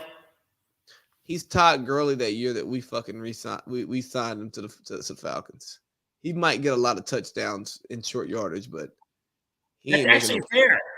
Honestly, that is bro. I don't think that there's been a more spot on analysis of kind of really what he was this year. That's exactly kind of what he was, because when they showed his average a game, it's like 58, 60 yards. And then, but like even for us, Todd Gurley had 10 touchdowns, one that he shouldn't have had because I don't know, he was supposed to stop with the fucking one. And Matt Ryan explicitly says, "Don't score." It was like the Space Jam scene when Michael Jordan was up to bat and the catch was like, "Don't swing," and then he's like, "I told you not to swing." He's like, "I couldn't help it," and it's just like that. But that's exactly what the fuck was going on, man. It's crazy. Yeah, so that happened, but the Cowboys they have a number one corner now with Stephon Gilmore, and I say they have a number one corner because now you have Gilly, who's going to be your lockdown corner, who showed that he can still lock down, and then you're going to have Diggs, who's your wild card, who's feast or famine, but now you can put. But he's more suited to be a 2 in that situation. Yep. Like that's scary. And because Dan Quinn has evolved as a defensive coordinator, he's just not going to run cover 3 all of the time. I'm looking forward to watching Dallas's defense play because now that Trayvon Diggs has a legitimate corner on the other side of him, who's 30, 31, he's okay. You know, to see what that's going to look like because he actually can freelance more. Because the guy who's going to make the double move is going to be with Gilly, and Gilly ain't scared of double moves. He's a corner who got Defensive Player of the Year. You know, Right. so they definitely upgraded for a 5th round pick. Even if it doesn't work, nigga, it's a 5th round pick. Who cares? And then lastly, in a more dramatic move, Darren Waller goes to the New York Giants for a 3rd round, married to Kelsey Plum. And apparently because Josh McDaniels wasn't invited to the wedding, that's why he traded him. And if anybody believes that horse crock of shit, they're stupid. I'm a Kelsey Plum fan. But let me tell you what. I don't want stuff that happens in my career. And I'm not Darren Waller. Darren Waller may think that's okay. But I'm going to tell you what. I wish Cindy would get to tweeting about a professional decision that I made. Like, hey, yeah, we're upset and we may feel like it's some bullshit, but you don't tweet that shit. Like, what does it accomplish? There's that. Nothing. But there's that aspect of it. But then at the same time, you literally can, in that situation at least, the WNBA has played over the summer. So that's the NFL's all season. I'm sure Darren Waller's got a house in Las Vegas. They have a house in Las Vegas. He'll have a spot in New York. I mean, these niggas are rich. That's like the crazy part. That's why he's like rich. I don't know if she's rich.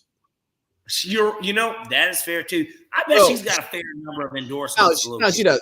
She's a premier Under Armour athlete. She gets more money from Under Armour. I bet that she definitely makes $1 million a year. And she's attractive. Like, in a weird way, I mean, I'm not trying to, and I don't know if they be paying these niggas to do that type of stuff, but like, you could literally look at something like when Balenciaga or somebody has a fashion show and like maybe she walks in it. I don't know. Like, I don't know if they be paying them to do that. I'm sure that they do. There's got to be some sort of compensation that goes hand in hand with that. It's not just promotion of your brand and it promotes me. That's a natural thing. Cook, I'm out to pee, and then we're going to go basketball when I get back. Okay. That's a natural thing. But in reality, I'm sure that she makes enough money and is ultimately not necessarily some sort of a breadwinner or anything, but certainly somebody that can carry her own weight. And at the end of the day, the WNBA season goes on during the summer and the NFL season's during the fall and winter. So it's not like it's one of those things where it would mess up certainly their love life, I guess you could say. But either way, I thought it was a good move by the Giants to go ahead and get Waller. I think he now becomes their number one target. And then it makes me even more curious as to, just as a fantasy football head, I guess you could say, where does a guy like Darren Waller go in fantasy football now that he's on the Giants? You know, is he still, obviously he's going to be a tight end one, but you know, how many tight ends go before him in that scenario with Daniel Jones? And as of today, at least, until we see if the Giants sign a one wide receiver, i.e. Odell Beckham or something, or two, they draft a guy like, I don't know, maybe it's Zay Flowers or something late in the first round. Who knows? You know, who knows?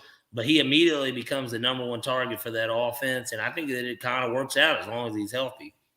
And it could be one of those things where Daniel Jones gets really comfortable and has that safety blanket, because that is how these guys typically work, these below average quarterbacks. You know, they end up being able to get the guys that they want, but at the same time, they're also able to sign other players to add around it that could be underrated type of guys to add on to an offense like that.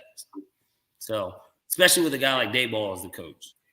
Yeah, so I think Daniel Jones will have a legit number one receiver now if Darren Waller can make it to Sunday. But I also find it funny that they moved off of him in Oakland. And what makes it, I guess, funny to me is Josh McDaniels, being a guy from New England, has his guys, Right. You got to fit the culture. And I just hope that he can actually set the culture to where he can get rid of good talent like that and still thrive. Because, I mean, Dayball's proves he could do it because Kenny Galladay was a respectable receiver Very before much that. so. And then Dayball was like, hey, I'm going to go to the playoffs and you're not going to play, dude. But McDaniels hasn't proven that. And, they talked about a lack of buy-in from, the Derek Carrs of the world and the Darren Wallers, and both of them are out of there. But if you think about it, they're coming off of a playoff season where pit boss Rich Bisaccia, and then a new coach, you want to do this, this, and this, and this, and this. We ain't do it like that last year and it worked, and this shit ain't working. And you don't have a track record that says your shit works as a head coach. Yeah, I know what you did as a coordinator, but if you know anything about New England, you know that Bill Belichick has his hands on everything. Absolutely. He's not, just because he's a defensive coach does not mean he just coordinates the defense. He coordinates the game plan, and he ties his offense to his defense to his special teams. So, anyways, enough of that. Can we talk basketball? Let's get into some hoops. If you don't mind, I'm going to take a minor little break myself. If you don't mind. Oh, you take a break yourself, and I'm going to start on street clothes. All right. So, hey, look here, guys. I hope you guys enjoyed the first hour and some change of the show. Big Baby, not Big Baby, AC Lee and Parlay Pete talking NFL offseason, and, having a good time.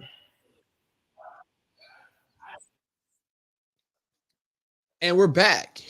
AC Lee and Parlay Pete here, talking NBA.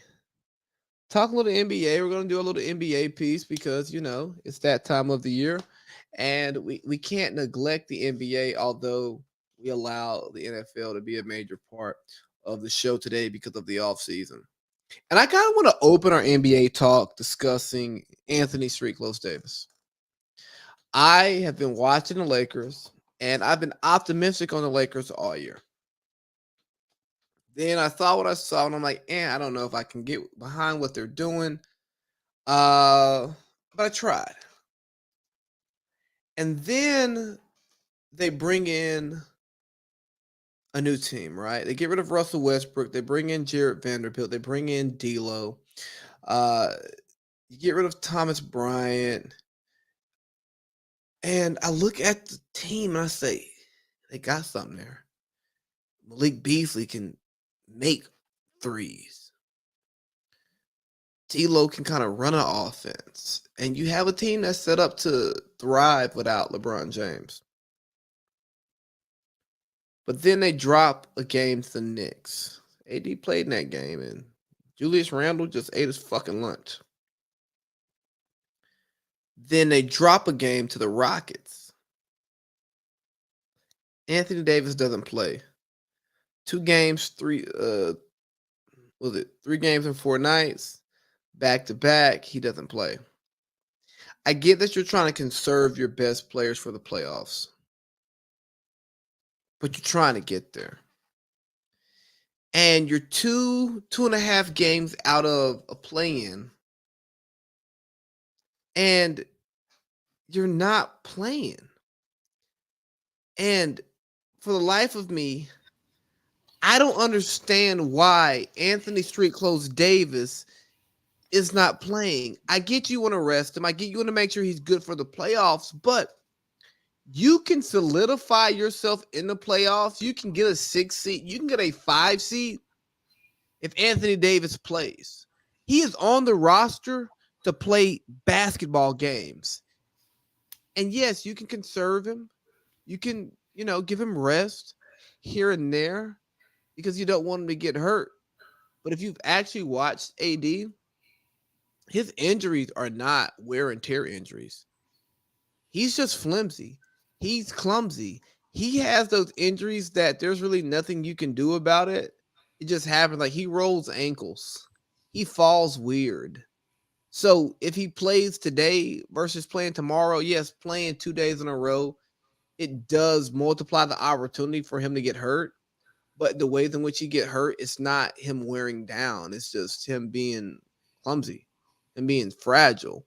But then when you sit him, it makes him look soft because guess what? If you're actually trying to make this playoff run, he should be on the court. And then when Kevin Garnett comes out on his podcast with that other guy who's going to get into the Hall of Fame, whose name I won't say on this podcast because fuck him. And they talk about, I don't think LeBron's as hurt as he thinks as he says he is. He's trying to like make AD prove himself. And I believe that to some degree. It's like, what does this team look like when I'm not here? It's not just making AD prove himself. It's also telling Rob Pelinka, like, hey, bro, I am the franchise. And if you want me to come back next year because I can actually get traded, you got to make sure all this shit works. But then when AD sits out in the middle of a playoff run while LeBron is hurt, all I know is if I'm running another team and somebody calls me and says, hey, you want to offer me this, and this for AD? No. Because he doesn't care about winning every game. And when you're on a good team and you're in a 3 seed and you take a game or two off, who gives a fuck? Right. But when you're the 10 seed or the 9 seed and you can be the 5 seed by winning a couple of games here or there and you choose not to play, I'm not saying you can't be on my team, but I promise you I'm not going to build around you because I want to build around people who want to win every single day. Parlay Pete, you're a businessman, right? And you know in business, you don't win every single day. You're not going to win every single day. And you don't even look at reports daily to capture what the business is doing. But you also know that if you win every single day, when it's time to pull reports, the reports are going to look good. Absolutely. I mean, that's a great analogy to how you could look at it, because even if there's one thing in common, at least with the two, even with those, it's all business. Like it's all business. So it's just like, you gotta be honest with yourself. And I think that in the Lakers position, they view obviously LeBron is the most important /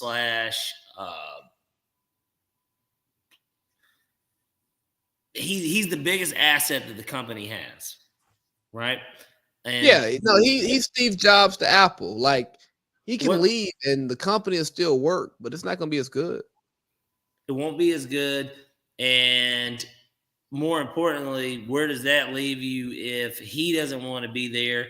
Then that might make other people that are important not want to be there. And then that might have an effect on the workforce that you try to recruit to come there. You might not be able to get the next best guys or guys that were potentially better than him to come to you. And it could just be a whole cycle that they kind of already had went through for a little bit. And so it's one of those things where I think LeBron is in a position at where I have no idea. Clearly the injury has to be somewhat serious, right? Like, I don't think I don't buy into the idea of what you're saying, like, or not what you're saying, but what you're saying, KG, and I'm guessing Paul Pierce is the other person. Kevin Garnett and his former Celtics. Kevin Garnett and his former Celtics team. What's wrong with Paul Pierce?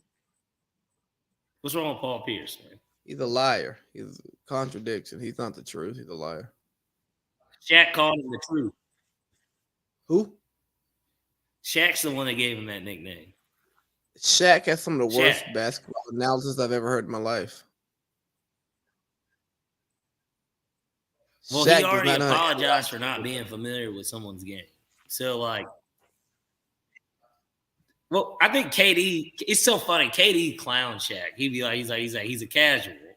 like this nigga don't even watch basketball no more. But KD's not wrong. He does. He literally be saying, like, because KD watches basketball. He plays basketball. Yeah, because I get it. Okay, so basically, Shaq's not when he's not on TNT, he's not sitting up watching the Hornets play OKC on a He's Wednesday not, night. Like, yeah, okay, like I get it. Like, I but get he it. has I guess he's not commentary. casual. Here's the thing. I mean, I don't know what these guys do. Well, you let him and Barkley talk about it. These guys pay the same Top bookies, dollar. so they bet on it. So they better be watching some of this shit.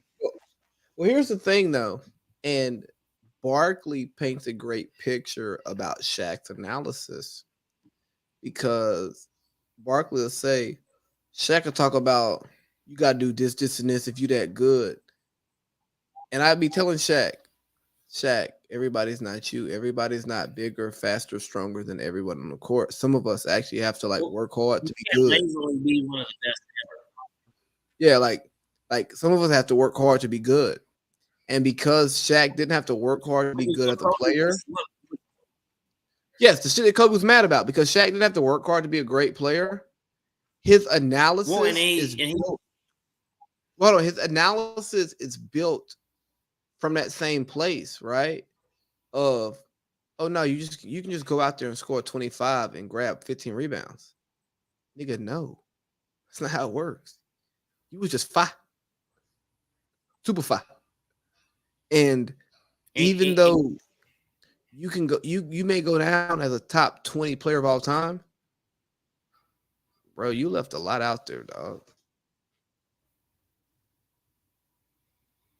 Now, if I'm Shaq, I might leave a little bit more out there. Because if I'm that big, athletic, and good, I'm not working hard. For what? Why would I work hard? Well, when he did work hard, it didn't give him a championship. You said it didn't? Yeah, when he was running, like I'm talking the Magic years when he looked lean and shit. He didn't win championships then, and he was clearly probably working hard.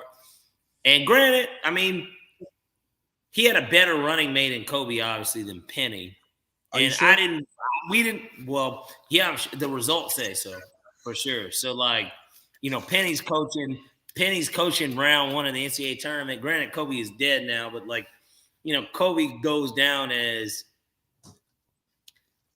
undisputedly, at least in my opinion, like subjectively, no matter what anyone wants to say, subjectively, he's a top 10 player all time. So like that's subjectively.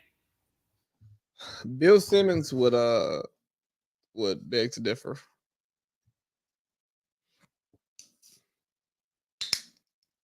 Or Penny didn't go one, did he? I don't know. I don't. Shaq went one and did. C. Webb went one is what it was, and then they traded him for Penny. Yeah, because it's supposed to be Shaq and C. Webb, which in that NBA, point being, Shaq played with a better player, and that's why maybe that's also part of the reason why he won a championship. Yeah, no, I was just making jokes because I like to fuck with you sometimes. You know, let me let the viewers know something. The unfortunate part of Kobe passing outside of his family and the things that really matter about his passing is that I can't fuck with Parlay Pete as much as I want to about Kobe because it comes off as disrespectful to the deceased. And I was raised not to disrespect the deceased.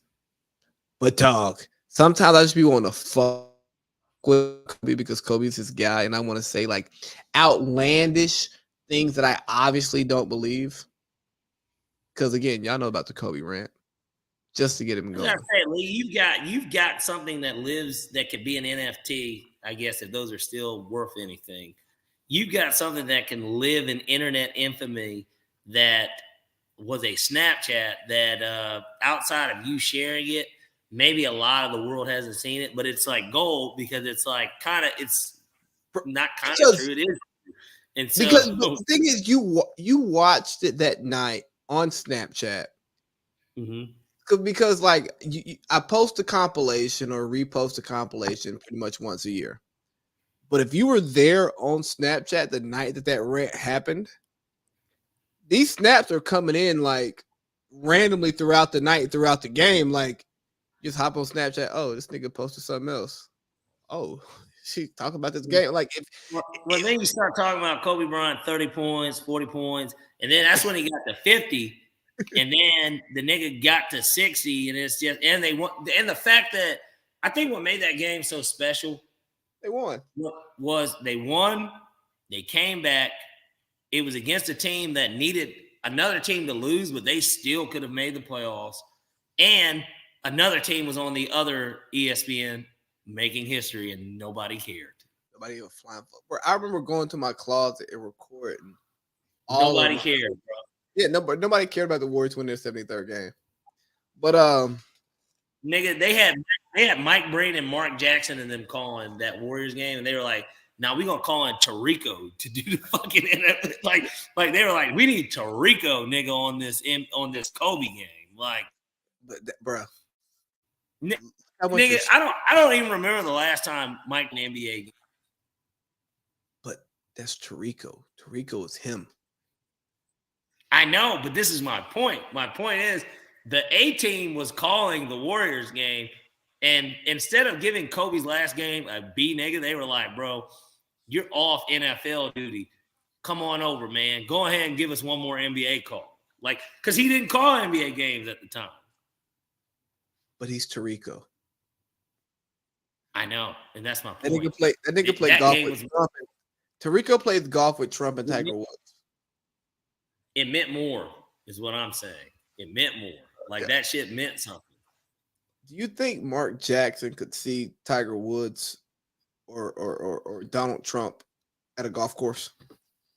Man, he's not caddying for them.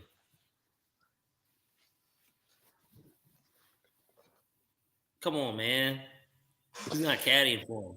Maybe he meets him in the chapel and he's the youth pastor or something for the kids at the golf course. But hey, can we talk about the biggest gangster in the NBA? Oh, you mean Ja? What my nigga Ja at? Murder Inc., baby. You mean Ja Wilkes Booth?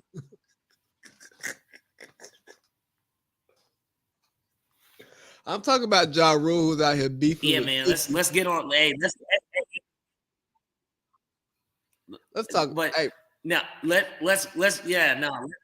let's talk about the real 3-6 Mafia of fucking Memphis, the real CMG, the real paper route. You know, you talking about Ja and Dylan Brooks? Yeah, man. The hardest niggas in Memphis. Bruh. This shit's laughable, and I know liberal black media said we need to give Ja grace. I know my man Wayne told me that I was like Skip Baylesson on this whole Ja topic, and I kind of left a comment there, like on Instagram, like you my man's, and I couldn't. I was busy that day, and I couldn't just really entertain the comment in the way, and I did. But when I say we can send Ja back to the hood if that's where you want to be, I mean that shit, bro. And don't tell me he's young. Don't tell me that like he may not know any better. Don't tell me T be a better dad. Right? I don't want to hear none of that shit, right? Because all those things could be true. Hey, T got him here. T put him in a position to be a grown-ass man to make better decisions than he could have ever made for himself. That happened. That's real. And T is there supporting him. And from what I hear, T's in the house with him. Whatever. But hey, dog, I got a job when I was in my early 20s. I got a job in my early 20s, and I got paid a lot less than what Ja's getting. I was making probably like in the thousands, what he's making in the millions, okay? But I knew in order to keep my job, I had to carry myself a certain way. I had to act a certain way. I had certain responsibilities. I couldn't do certain stuff. I couldn't be around certain people. And I knew to make those decisions so that I wouldn't fuck up my money. And maybe because he's gotten so much money, he's getting so much money that he doesn't think of it that way. But what Ja's doing is reckless. What Ja's doing is stupid. And let me tell y'all, there's a smear smear campaign out after Ja Morant right now. And there's a smear campaign out because all of this shit is coming out at the same time. After the Powerade, after the shoe deal, Coca-Cola knew this stuff. Nike knew this stuff. The NBA knew this stuff, right? They knew all this ain't new shit to them. It's new shit to us. It ain't new shit to them. But he pissed off the wrong motherfucker because he just wouldn't stop. Melo tells the stories about when finally David Stern said, "Hey, Melo, I know who you with. I know what you're doing. Stop." And he finally stopped because Stern told him he wouldn't be in the league. And when I'm critical of Ja and what he's doing, bro, it's not that I don't like Ja. It's that I don't want Ja to be great. It's not me trying to tear down another black man. I say these things because I'm a civilian. I move like a civilian. And I want the best for Ja, but if I sit here and I coddle him like everyone else has been coddling him, I ain't doing him no good. That nigga need to grow up. If he fucking with drugs, leave that shit alone. If you getting too drunk, like, hey, bro, I seen the picture of you in the strip club, bro. Why you throw all that money? I ain't telling you what to do with your money, but you could have fucked her for a lot less. What we doing here? Get it. We having fun. We young, dumb, full of cum, trying to get rid of some of it. But at some point, you got to understand you're the face of a franchise. You're potentially the face of a league. You're potentially a face of of multiple brands. And if what you're doing does not represent those brands properly, they're going to treat you as such. And I don't know, bro. You've overcame so much. Don't get here and fuck it up. Don't fuck it up. And for me, that comes from a place of love. It doesn't come from a place of hate. Like I want Ja to be great. I want him to figure it out. But if he chooses not to, hey man, somebody else will. We're having some technical difficulties right now. I'm trying to get Parlay Pete back in here. I don't know if it's probably my bum ass internet. Cause well, now he's gone. I live in Albany, Georgia, but Ja got eight game suspension for conduct detrimental to the league. Hey, you there, Parlay Pete? I am here. I don't know what was going on there. I don't either. But I was saying Ja got 8 games for conduct detrimental to the league. Not to the team, to the league. Well, and I think they counted some of the games that he sat out too. Yeah, they did. Because he didn't sit out those games. He was suspended. Memphis was just waiting to leave. Without pay. Yeah, Memphis was recoup the money that they had already paid him for the games he sat out. Because they said it was 8 games without pay, but he had already missed 3 games or something, maybe 4. So what are they? Because I know he got paid. Colin, he already told us how they get paid. So like, what are they just going? They're just going to take it on the back end since they already gave it to him. They advanced it to him. I mean, get the fuck out of here. Like, yeah, that's all they're gonna do. Okay. And who's? Does the NBA have an accountant that looks at each team's books? I'm clear. I'm just curious. Like, probably here, bro. Here's what I think, man. Like, let's just be real with this. They told Ja to chill out. He wouldn't chill out. So then they let everything come out. Because with Zeke Elliott, Skip Bayless says all the time, oh, yeah, there's stories I've heard about Zeke, but they're not out. And they're not out because Jerry Jones pays for those stories not to get out. The NBA said, hey, this nigga ain't listening. Yeah, but the NBA said, hey, he ain't listening. Leak the story. Let it out. Give it traction, That's what I think.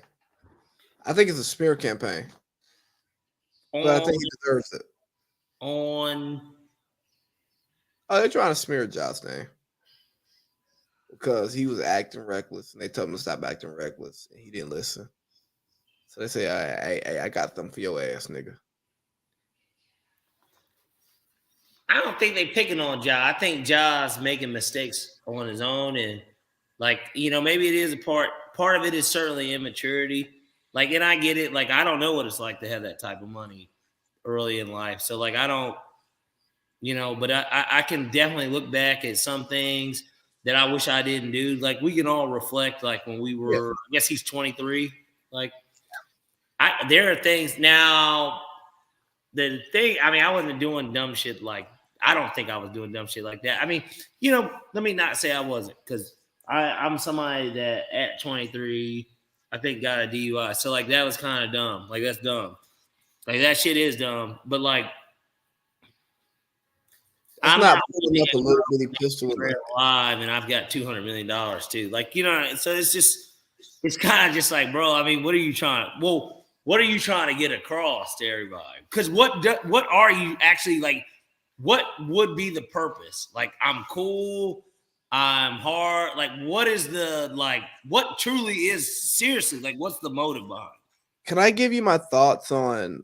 Is it somebody you're trying to like threaten?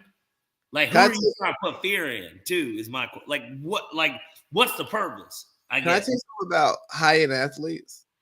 Yeah, I think most of them are cornballs. Because cornball brothers.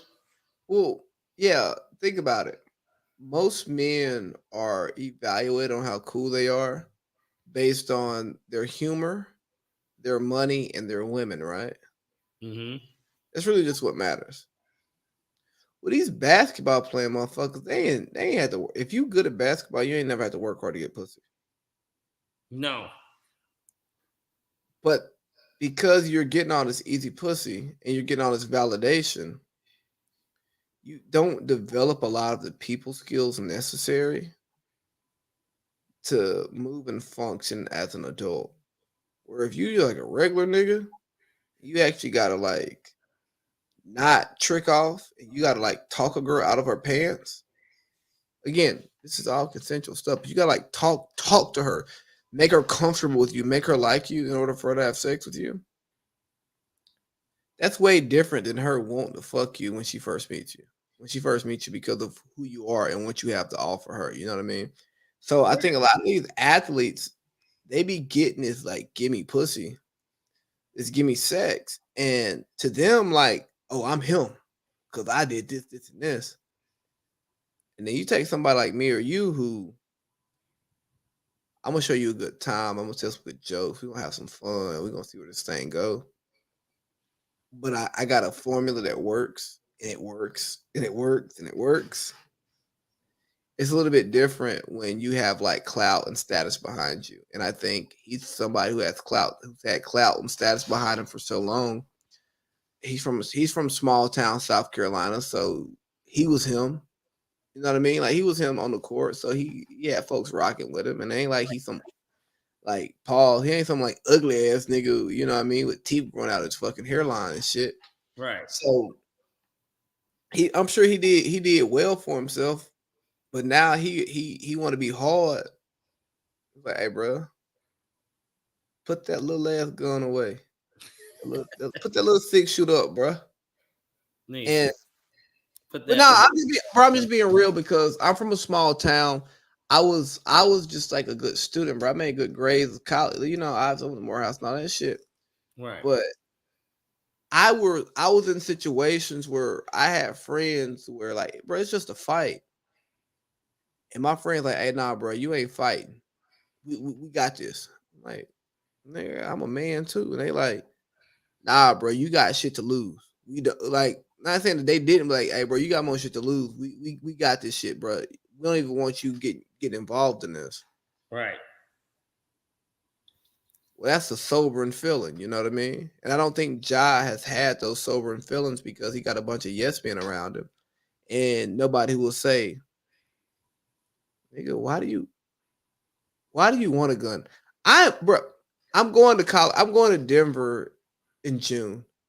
I'm going to shotgun. Do you have dates? Yeah, I actually do. Is it a weekend?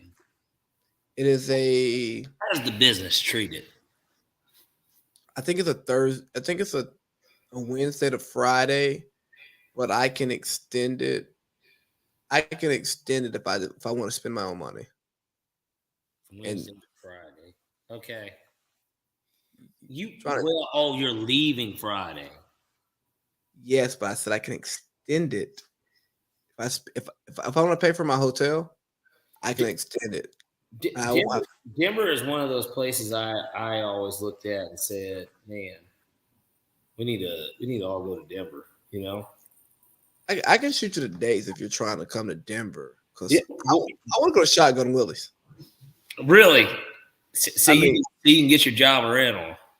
I ain't spending $50,000. I'm only spending $50,000. I'm not spending the goddamn thing, except Cover on the drinks. Yeah, I'm gonna get some drinks, but like drinks cover. I throw a couple $100 or $200. Like I mean, I'm $100 to $200 guy in the strip club. Yeah, no, I don't want to be there, and let me tell you, I've gone to a strip club before and not thrown any money, literally. Right. And even when offered money from others or something, like, no, like I've done it. It's not as fun. Like, so you really, and it's just not. It's not proper strip club etiquette because it's like, well, why did you come? Well, I'd be like coming out to eat, and even if you I didn't pull out water, it's just like, and then you don't tip, and you're like, well, all you did was bring me an appetizer and water. It's just like, nigga, tip. Like, I don't know. We went to Tampa. I didn't pull out cash because, like, each time I went to the strip club, it was like impromptu. And for disclosure, I lost my debit card a long time ago, and I haven't found it, but no one else has it either. So I haven't got a new one. Right. So me pulling out cash is actually an adventure. So we were in Tampa, like, bro, I didn't have cash like in the strip club. Right. It was just like weird. Because wait, we're in the strip club with no cash. Like, well, it's not the position you want to be in. Yeah, but niggas were like giving me cash, like I wouldn't ask for like, hey, here, and I'll throw it, but it's just shit weird not having your own cash. It's not right. It ain't. Let's see. We got street clothes, Ja. You want to talk about the weird Western Conference or Michael Jordan selling the fucking Bobcats? We can touch on both briefly, really, because I think the Western Conference aspect of this is very relevant because of what you said earlier about street clothes, about a guy like AD not playing in these gimme games where it's just like, hey, man, you tough it through, and if you guys have to play, I don't know, the Kings, the Nuggets. Let's say that they're in Denver like tomorrow night. You play Denver tomorrow night at Denver. Now you sit out, nigga. Because if y'all already didn't think y'all could win, if you win, great. But if you already, because Denver's been on a losing streak, they won tonight. They were down at the half at Detroit. They had lost like 3 games in a row. So like if this is like a setup loss, do that. But this is a setup win because if you're on the floor, y'all win the game, and y'all need to win as many games without LeBron James on the floor. You don't have the luxury of having LeBron on the floor. And with the way that the West is working out, I mean, the Oklahoma City Thunder, bro, are in the playoffs. And I think that's as wild as it gets. Like it really is. Like to really think about this, and guys like Dame Dollars want to put in fucking Portlandia. Get him out of here, man. Get him out of here. I respect Dame, but this is why Dame can't be in my NBA 75 because of dumb shit like this. It's just like, it isn't that he's not the talent. It's just that guys like him are letting OKC be in the playoff hunt. I know that they like the 13 or something like that, and they're not too far out. But my point is that there's way more talent on that team, and he's a better player than Shai Gilgeous-Alexander. What the fuck is going on? Like, what is that, bro? Like, what is this? I'm looking at it. What's really going on, like, with some of these teams? Like, some of these teams are acting like this is normal. And I think that this is the best part about the NBA, especially the West, but the NBA in general. Seeding has probably mattered less and less for the teams that are ultimately talented, it really doesn't matter as much anymore because the Lakers can enter as a 6 seed and realistically go to the NBA Finals as long as they don't draw. As long as they don't draw like Phoenix in round 1 or something like that, they could beat a Memphis or a Kings team as the 6. And then the next round they get one of those teams, or let's say they get a 7 seed Clippers team or a 7 seed Warriors. Now we've got a classic semifinals matchup, and then you get your Denver or your whoever. Like seeding doesn't matter as much to me in the NBA anymore because of the way that the NBA moves. I'm looking at the Western Conference right now. And the teams that I would trust: Warriors 6 seed, Lakers 9 seed. I guess the Suns at the 4. If KD comes back healthy, I don't see that they're going to get higher than. Well, yeah, with KD out, I don't. They're going to be the 4 or the 5. But they want to play Denver round 2. Because I look at Denver. I don't believe in Denver. I think if the Lakers get the 8, they'll beat Denver.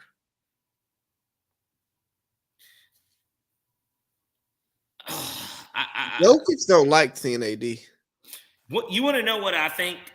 I think that if it stays pat. Like if you are the 6 or the 7, you're really pumped about Grizzlies Kings being because that's you're looking at worst. You're looking at, man, if you're, let's say the Clippers are the 6 and the Lakers are the 7. And let's say, like, for the Lakers, this is a perfect, and the Clippers, for both teams, this is a perfect case scenario. 1 Nuggets, 8 Dallas. Dallas and Denver have to play each other in the 1-8. 6. That's 6. Wait. 4-5 is Suns, Warriors. That is like the gauntlet side. Meanwhile, if you're the Lakers or the Clippers and you're the 6 or the 7, you get Memphis or the Kings. You could both beat them. Like if you're the Lakers, right? Let's say you're the 7 and you get the Kings. Let's say the Kings stay at 2. You get the Kings in round 1, and if you win, you either get Memphis or you get the Clippers. And from there, you're kind of like, well, if we can beat the Clippers with all that talent, whoever we face, regardless, that's how we get to the what. Like, I think you would rather be the 6 or the 7, low key, than the 1-8 or 4-5, because the way that it seems like it's going, the Suns, the Nuggets will be the guaranteed in that 1-8, 4-5. That both of those teams are going to be there, and those are you got the team that's been the best in the regular season, and then the presumed favorite based on who they have. I just don't know, bro. I just don't know. It's no one's looked good enough, and the bad teams have all these reasons why they haven't won as many games as they should. And you'll see a game where AD goes for 28 and 14, and he just looks like Anthony Davis to Brow all over again. You go, shit, man, throw LeBron into that whole thing, and there goes 60 points between those two, and D'Lo looks like he's going to score 17. You know what I mean? So there goes 77 points. You know what I mean? Like, shit. So it's wide open. It's wide open, and I look forward to seeing what's going to happen. Last NBA piece. Looks like Michael Jordan's going to sell his majority stake. Paid 180 million. They're valued like he's going to get at least 2.5. Maybe. Yeah. Because they're valued at 1.4, but like that's before they hit the market. I know, like it's before they hit the market. So Clippers went for 2.5, right? Something like that, yeah. Or not 2, yeah, 2.5. 2.5 bill, right? I think it's something like that. And there was an NBA team just sold. Yeah. Yes. The Bucks just sold. And he got only a percentage. He became the majority, but like he only got Haslam only got. I thought they said he paid like $2 billion and he only got like 60% of the team. So We didn't talk about that, but hold on, let me. Are the Bucks in a crater because Jimmy Haslam is like their majority owner now? Wait, let me see. Hold on. I want to be for sure on these numbers before we even get into it. This is my part, nobody else speak. This is my part, nobody else speak. Glory be to God, yeah. Okay. Forbes said about Forbes Arena. He owned only 25% of the team.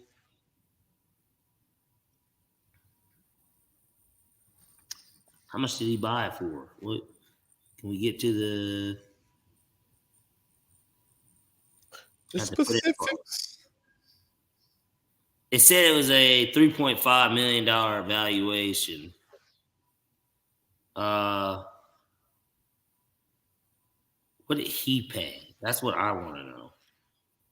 Top dollar. Okay, well, hey, the Suns were valued at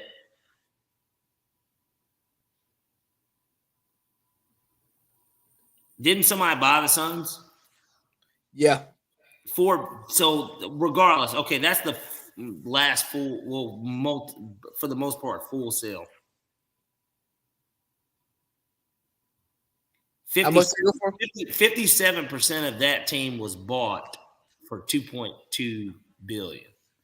So a little over half of the team was bought for $2.2 billion. Yeah, so Mike Jordan probably make about. And Mike probably owns 80%, 75% of this team. Like he owns he's the owner. Obviously, he owns at least 51%, but I think he owns more than, because remember, he bought the Bobcats / Hornets from Bob Johnson, who ironically, I guess we will get to that probably in the next couple minutes here, but ironically, obviously BET being up for sale, which Bob Johnson's the founder and sold BET to Viacom, but who's now trying to sell BET, which is really interesting because nobody really watches TV. Can you imagine if BET? They got BET Plus though.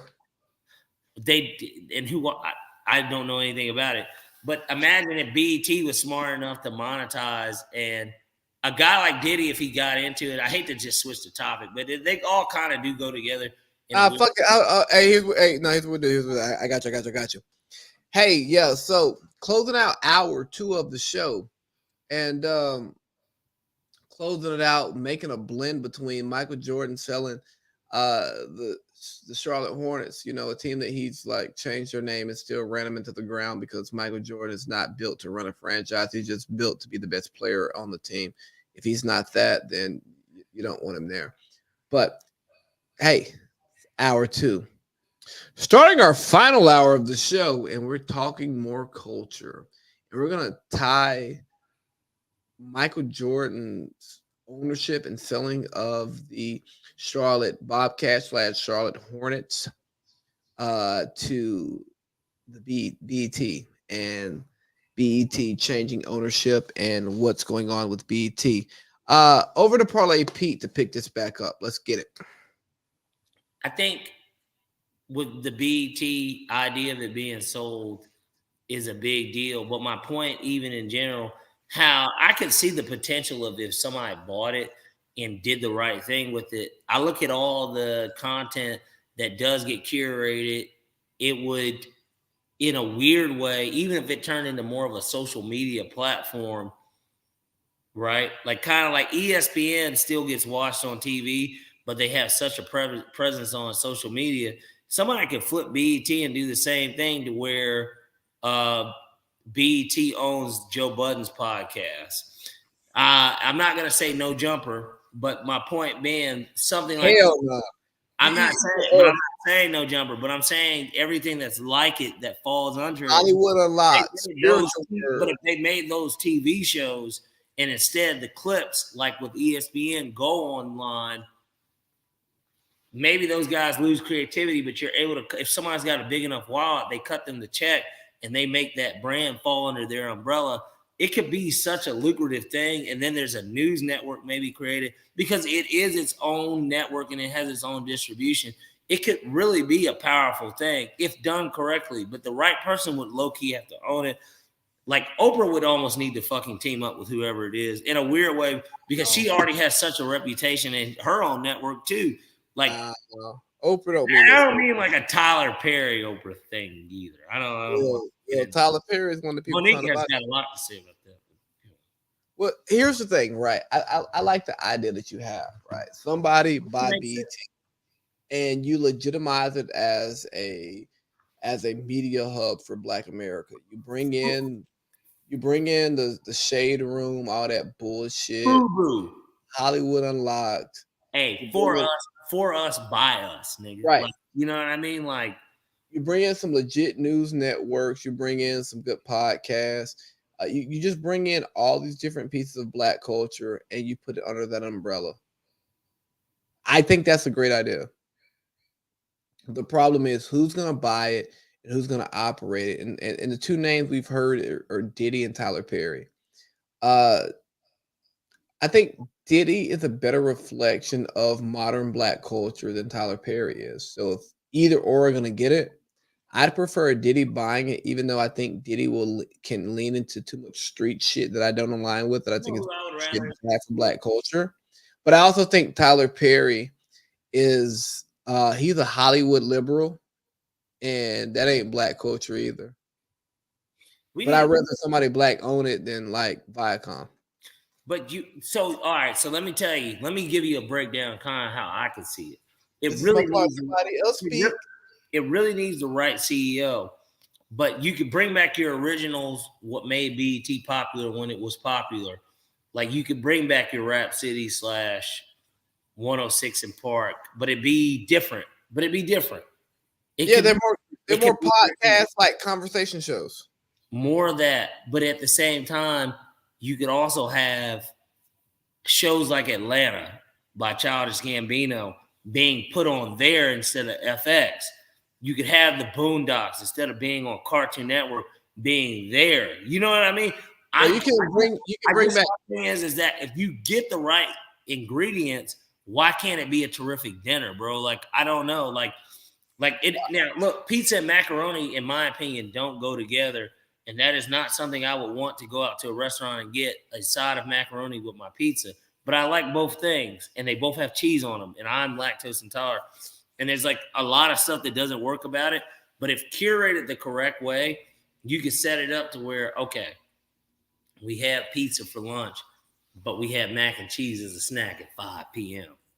Just a little bit of like you could set this stuff up correctly and realistically do it the right way. If you can get the shows like a Childish Gambino doing it in Atlanta, but it's on BET's new network owned by whomever. Like you could really set this up correctly. And you would get VH1 too, so that could still remain that. Like VH1 could be the filth of the internet, but you can make BET a little bit more legitimate, and you could Netflix shows. I know BET Plus, they do their own TV shows, but like you get the right people, you could do it. So I just don't understand if there's somebody with enough money to do it, you could literally make this like a very much so popular network. And then I'm not saying the NBA gets involved, but I'm just simply saying like they could make this a little bit better, man, than what it is. I think you're asking for. I'm ambitious about this, and I love the idea, but I also think you're asking for something that creates a level of Black unity that doesn't exist today in Black America. I don't know how we could get that. It may never exist either.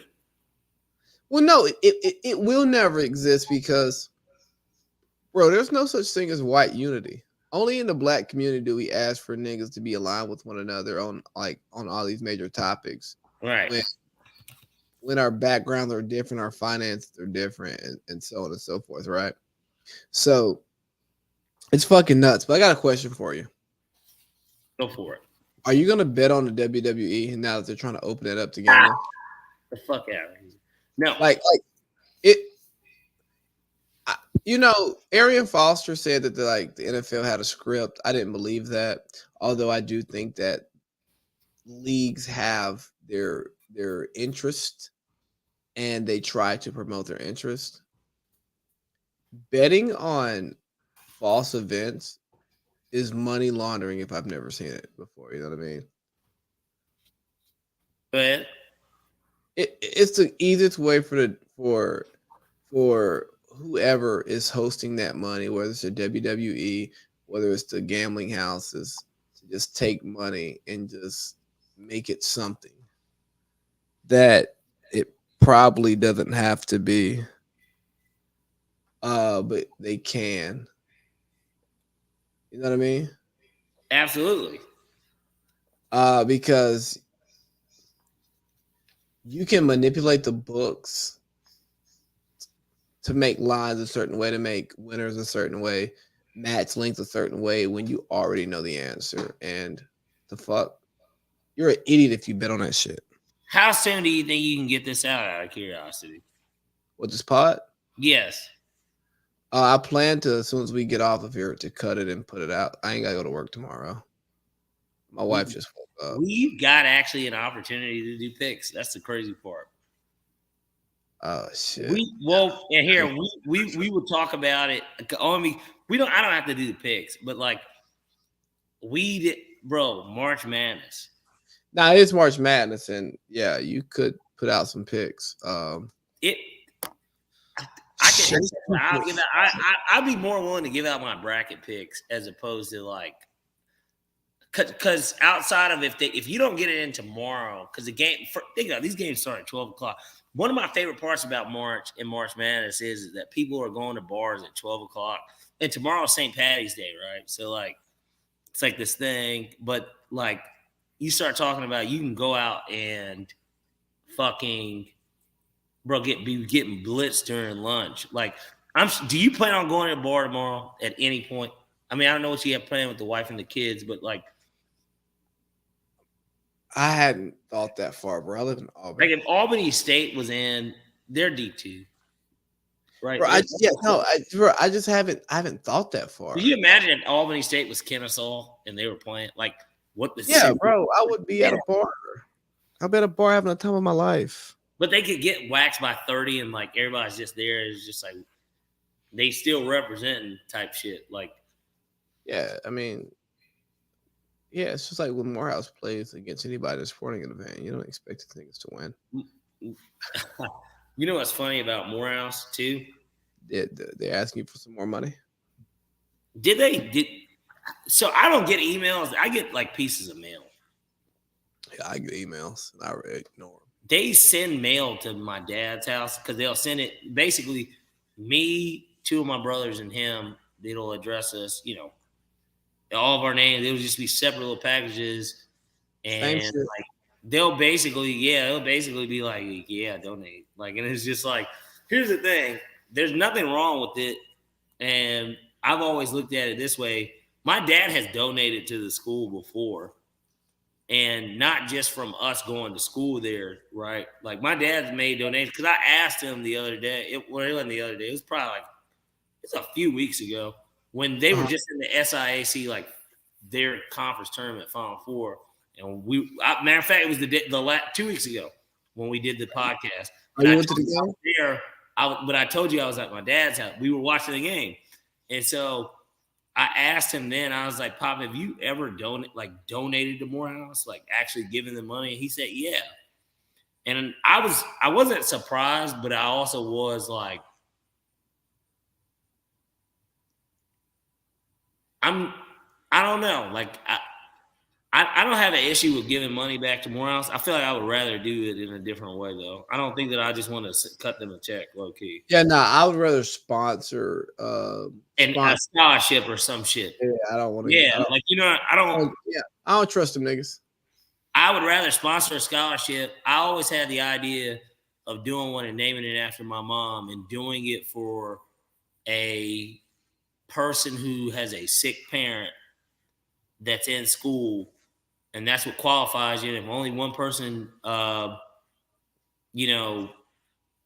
I know how hard that can be. Like, so like if if only one person applies for it, then they're going to get the money. Like, or if it's that's five, or maybe if I moved enough and I've got enough money, like I will, let's say the donation was going to be 15,000 or something. I would be willing, if 3 people did it and I was touched by all 3 of their stories, I'd just split it, give them 5 each. Like, something like that. Like, I would much rather do that than to just cut a check and send it to Morehouse blindly. Like, I don't want to do that. I think that's dope, and I also think that if that's something that you're serious about building, it's something that could happen. And there's really, and it's an easy fundraising opportunity to bring the money in to actually set that up, because you're speaking to a voice of college students that aren't heard from often because of what you experienced. I know some other people who had similar experiences, and getting through college after losing a parent, where I can't fucking imagine it, but like those of you who did it, yeah. Yeah, and like it's not one of those things, like even for me, like I don't even look at it like as, and I'm not saying that's the way you're making it sound, but like I don't even look at it as like a badge of honor, like any type of like, Right, there you go. I know how to get through something tough or whatever. But like it's like more of one of those things where I think that your focus gets redirected so quickly, and depending on your home situation, I'm glad that like my dad and we had everything. It's not like I came from this broken family, and not that it has to be a broken family, but like I didn't come from this. You have to go be responsible for your family. Yeah, to where I felt like I needed to step away from school to work, to handle something. Or I had younger siblings, just as he was at the time, was my only younger sibling, and he was a senior in high school. So it's like, it's not like one of those things where, man, there's my mom, there's a lot of weight that I need to pick up. Like, yeah. And then my dad being a man too, like me, even from an emotional standpoint, I mean, it's made a better relationship with my dad today because we had a relationship, of course, prior to that, but at the same time, I get to see a different side of him because it's different. It's just different in that, like, because he no longer has his wife or whatever. Like, you have to deal with, like, that's like the stuff to me, even in my situation, like, you have to deal with that stuff. And it's not like I didn't care to see my dad talking to other women. What bothered me was the type of women he was talking to. It wasn't, you know what I mean? It was never that psychologically like, oh man, like, what were you cheating on mom? It was nothing like that. It was just more on some, damn, I got to worry about myself. I'm 19 years. I just turned 19, and I got to worry about my mom being dead and my classes, maintaining friendships and stuff. I don't want to drop out. Like, I don't want to do all this other stuff. But I also am like, man, what the fuck are you doing? Like, it's like a lot of stuff that goes into that. So I think that if at least your college and the money can go towards it. Most people get money as long as their parents have life insurance, right? Like, most kids, depending on how many kids. Niggas don't have life insurance. Huh? Niggas don't be having life insurance. I know, but even more of a reason why this could be so helpful. And no, like you're saying this, and like this is a not podcast conversation. I think there is a place to build something. For sure. And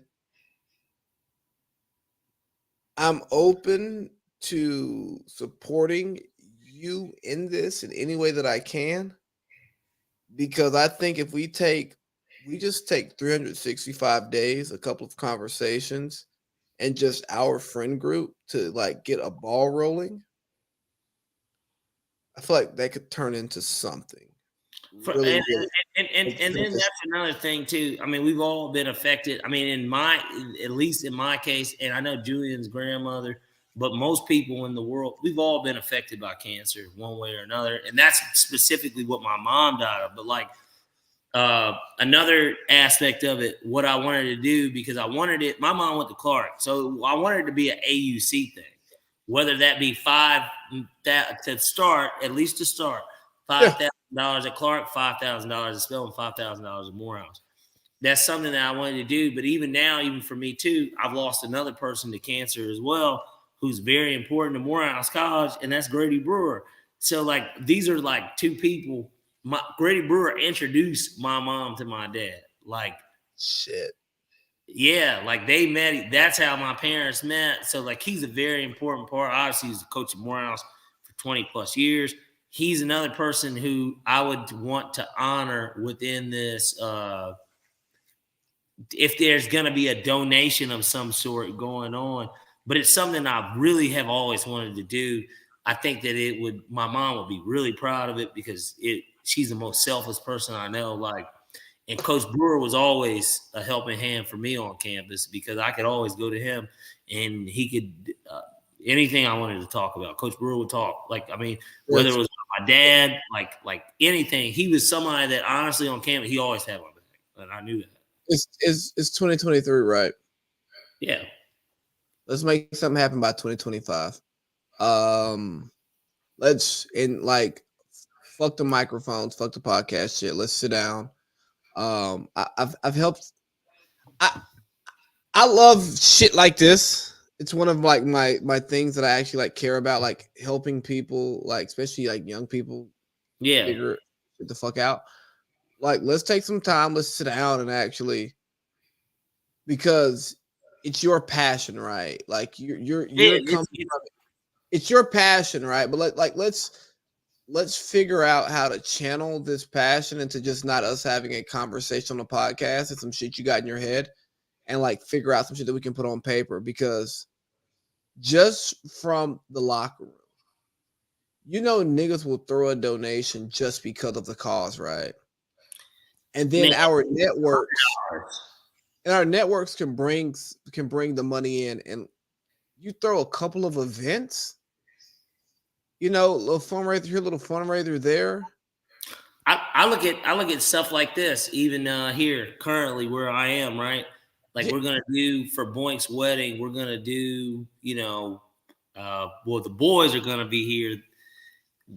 But that could be the trial run for something, because you could put something together at your crib, silent auction. I mean, fuck. You could put a set of tickets out. This is one of the best parts about it. This blank walls in here. I live in what now I consider the art district of Atlanta. Ooh, artsy. Yeah, we could get a bunch of people to put their art up, and maybe, depending on how much the art is, maybe I need 20% of what you make. And that be that. And it all is donated to a scholarship for a kid that has to deal with an ailing parent or guardian, or maybe it's a brother, maybe it's a sibling, maybe victims of grief. It could be anything, just in regards to that, just having to deal with it. And it's basically a don't stop now, keep going campaign for a scholarship for that child, so that they don't stop doing what they're doing, to where they have to think that they have to take on more, or that. And look, it's okay. They could emotionally, if they have to take time off, they can take time off. That scholarship's still waiting on them once they're ready to go back. As soon as they're ready to go back, as long as they let us know, it's there. And like, that's like, that is something that I really have. I've always wanted to do it. I really have. I've always wanted to put something specifically in my mom's name, but it's not. It's bigger than my mom. It's bigger. It's bigger. It really is bigger than that. It's people like you. What you went through and what you experienced, you handled it at a very high level. And I'm not saying that because I'm looking at you like, you nigga, that should happen. I was around-ish when it happened, but I also know when you were supposed to. Didn't even know. Really. I knew when you were supposed to finish Morehouse, and I know when you finished Morehouse, and like that you finished when you were supposed to finish, despite what happened in your life. Yeah. And I know other people who handle the same thing differently. That's a period. Also, you need to start a fucking nonprofit so that Well, yeah, naturally. So yeah. That's another conversation. I I'm don't want not. anyone to rush me, especially if I really, whether it's business or gambling or both combined, if I were to get to that point in life and then like somebody trying to rush me, you know how they try to rush me. Exactly. No, there's a conversation, and I don't want to get rushed. because you're my guy, and you're talking about like nonprofit work and shit like this. This is shit I fucking love. I am going to insert myself into helping you with this venture. We could set up. You know, it's funny. It's not necessarily funny, but like we could set up even for the first time that like whatever that fundraising event or whatever it is where we MC an event and it not be us necessarily talking about sports necessarily. I mean, maybe there could be a little innuendo with that, but like it be, but basically we hold a show, but we bring people over that are donators, people that have their own, and put shine a spotlight on that as well. And they don't have to get into the dollar figures and all that and the third or anything, but basically just highlight the work that they're doing and why it's so important, and continuing to put the spotlight on it and getting more people to donate and help with it too, and realizing that vision that it is that they want to get realized. Yeah, I am definitely with that, and I actually look forward to being sober, and it's not 2:30 in the morning or whatever fucking time. What time is it? Well, it's 3, brother. 3. Yeah, I look forward to having this conversation sober and like at a decent hour. Couple house cleaning things. I will be up that way Easter weekend. I don't know what my schedule. I'm going to a baby shower. Okay. I'll let you know. I'm going to a baby shower. Did you realize? I know that we're still on, but did you realize too that Gamble's wedding has officially changed? Yes. I'm going to see Gamble's tomorrow. Gamble's is here. Good. Yeah, get information out of that motherfucker. Because we're going out. We're going. Apparently, we're going to the Warriors. Hall game. We could talk about that briefly off air. Did he send you what he needed to send you? Out of curiosity. No. Okay. All right. Same. I ain't tripping. I mean, me neither. I don't care, but I'm gonna see him and I will ask about it. Like, yeah. That's not really ask about it. I'm not. It doesn't bother me. Like, yeah.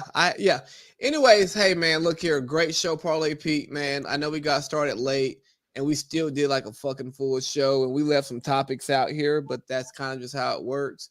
I think we'll be back on next week to where it can be a little bit more. I know that the last 4 weeks we've only had 2 shows, but I think next week we'll be able to put together another one, and it'll be a little bit, Absolutely, but the way we ended the show was something that is way bigger than what this show is, and I'd rather continue that conversation privately so we can actually put some of those words to action in the near future and set that groundwork up. So, hey guys, be looking forward to us begging for your fucking money for a great fucking cause, because kids need education, and kids who go through shit, they need fucking support.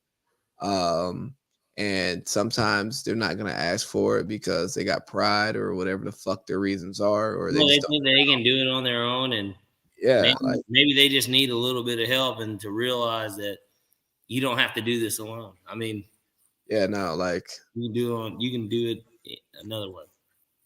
Absolutely. So, hey, I'm so happy you brought this up. It makes me feel better about being awake at 3 a.m. on a Thursday night. Friday morning, sir. Yeah, Friday morning. And I didn't even shout out Janae Eco because her birthday was Thursday yesterday.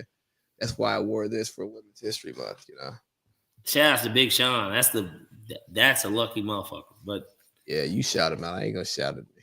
Well, you got yours. I don't know. Yeah, shout out to Big Sean. Yeah, he did that. Shout out to Big Sean. Yeah, he did that. He did a good job. Yeah, shout out to him. Shout out to him. He did a good job. Anyways, anything else, Parlay Pete? In case I don't see you, damn, I fucked that up. I was gonna do the greeting from the Truman Show. He's like, good morning. They're like, good morning, Truman. He's like, good morning. He's like, in case I don't see you, good afternoon, good evening, and good night. And then he's like he just like smiles his ass. It's like a meme. Him doing that part is like, it's like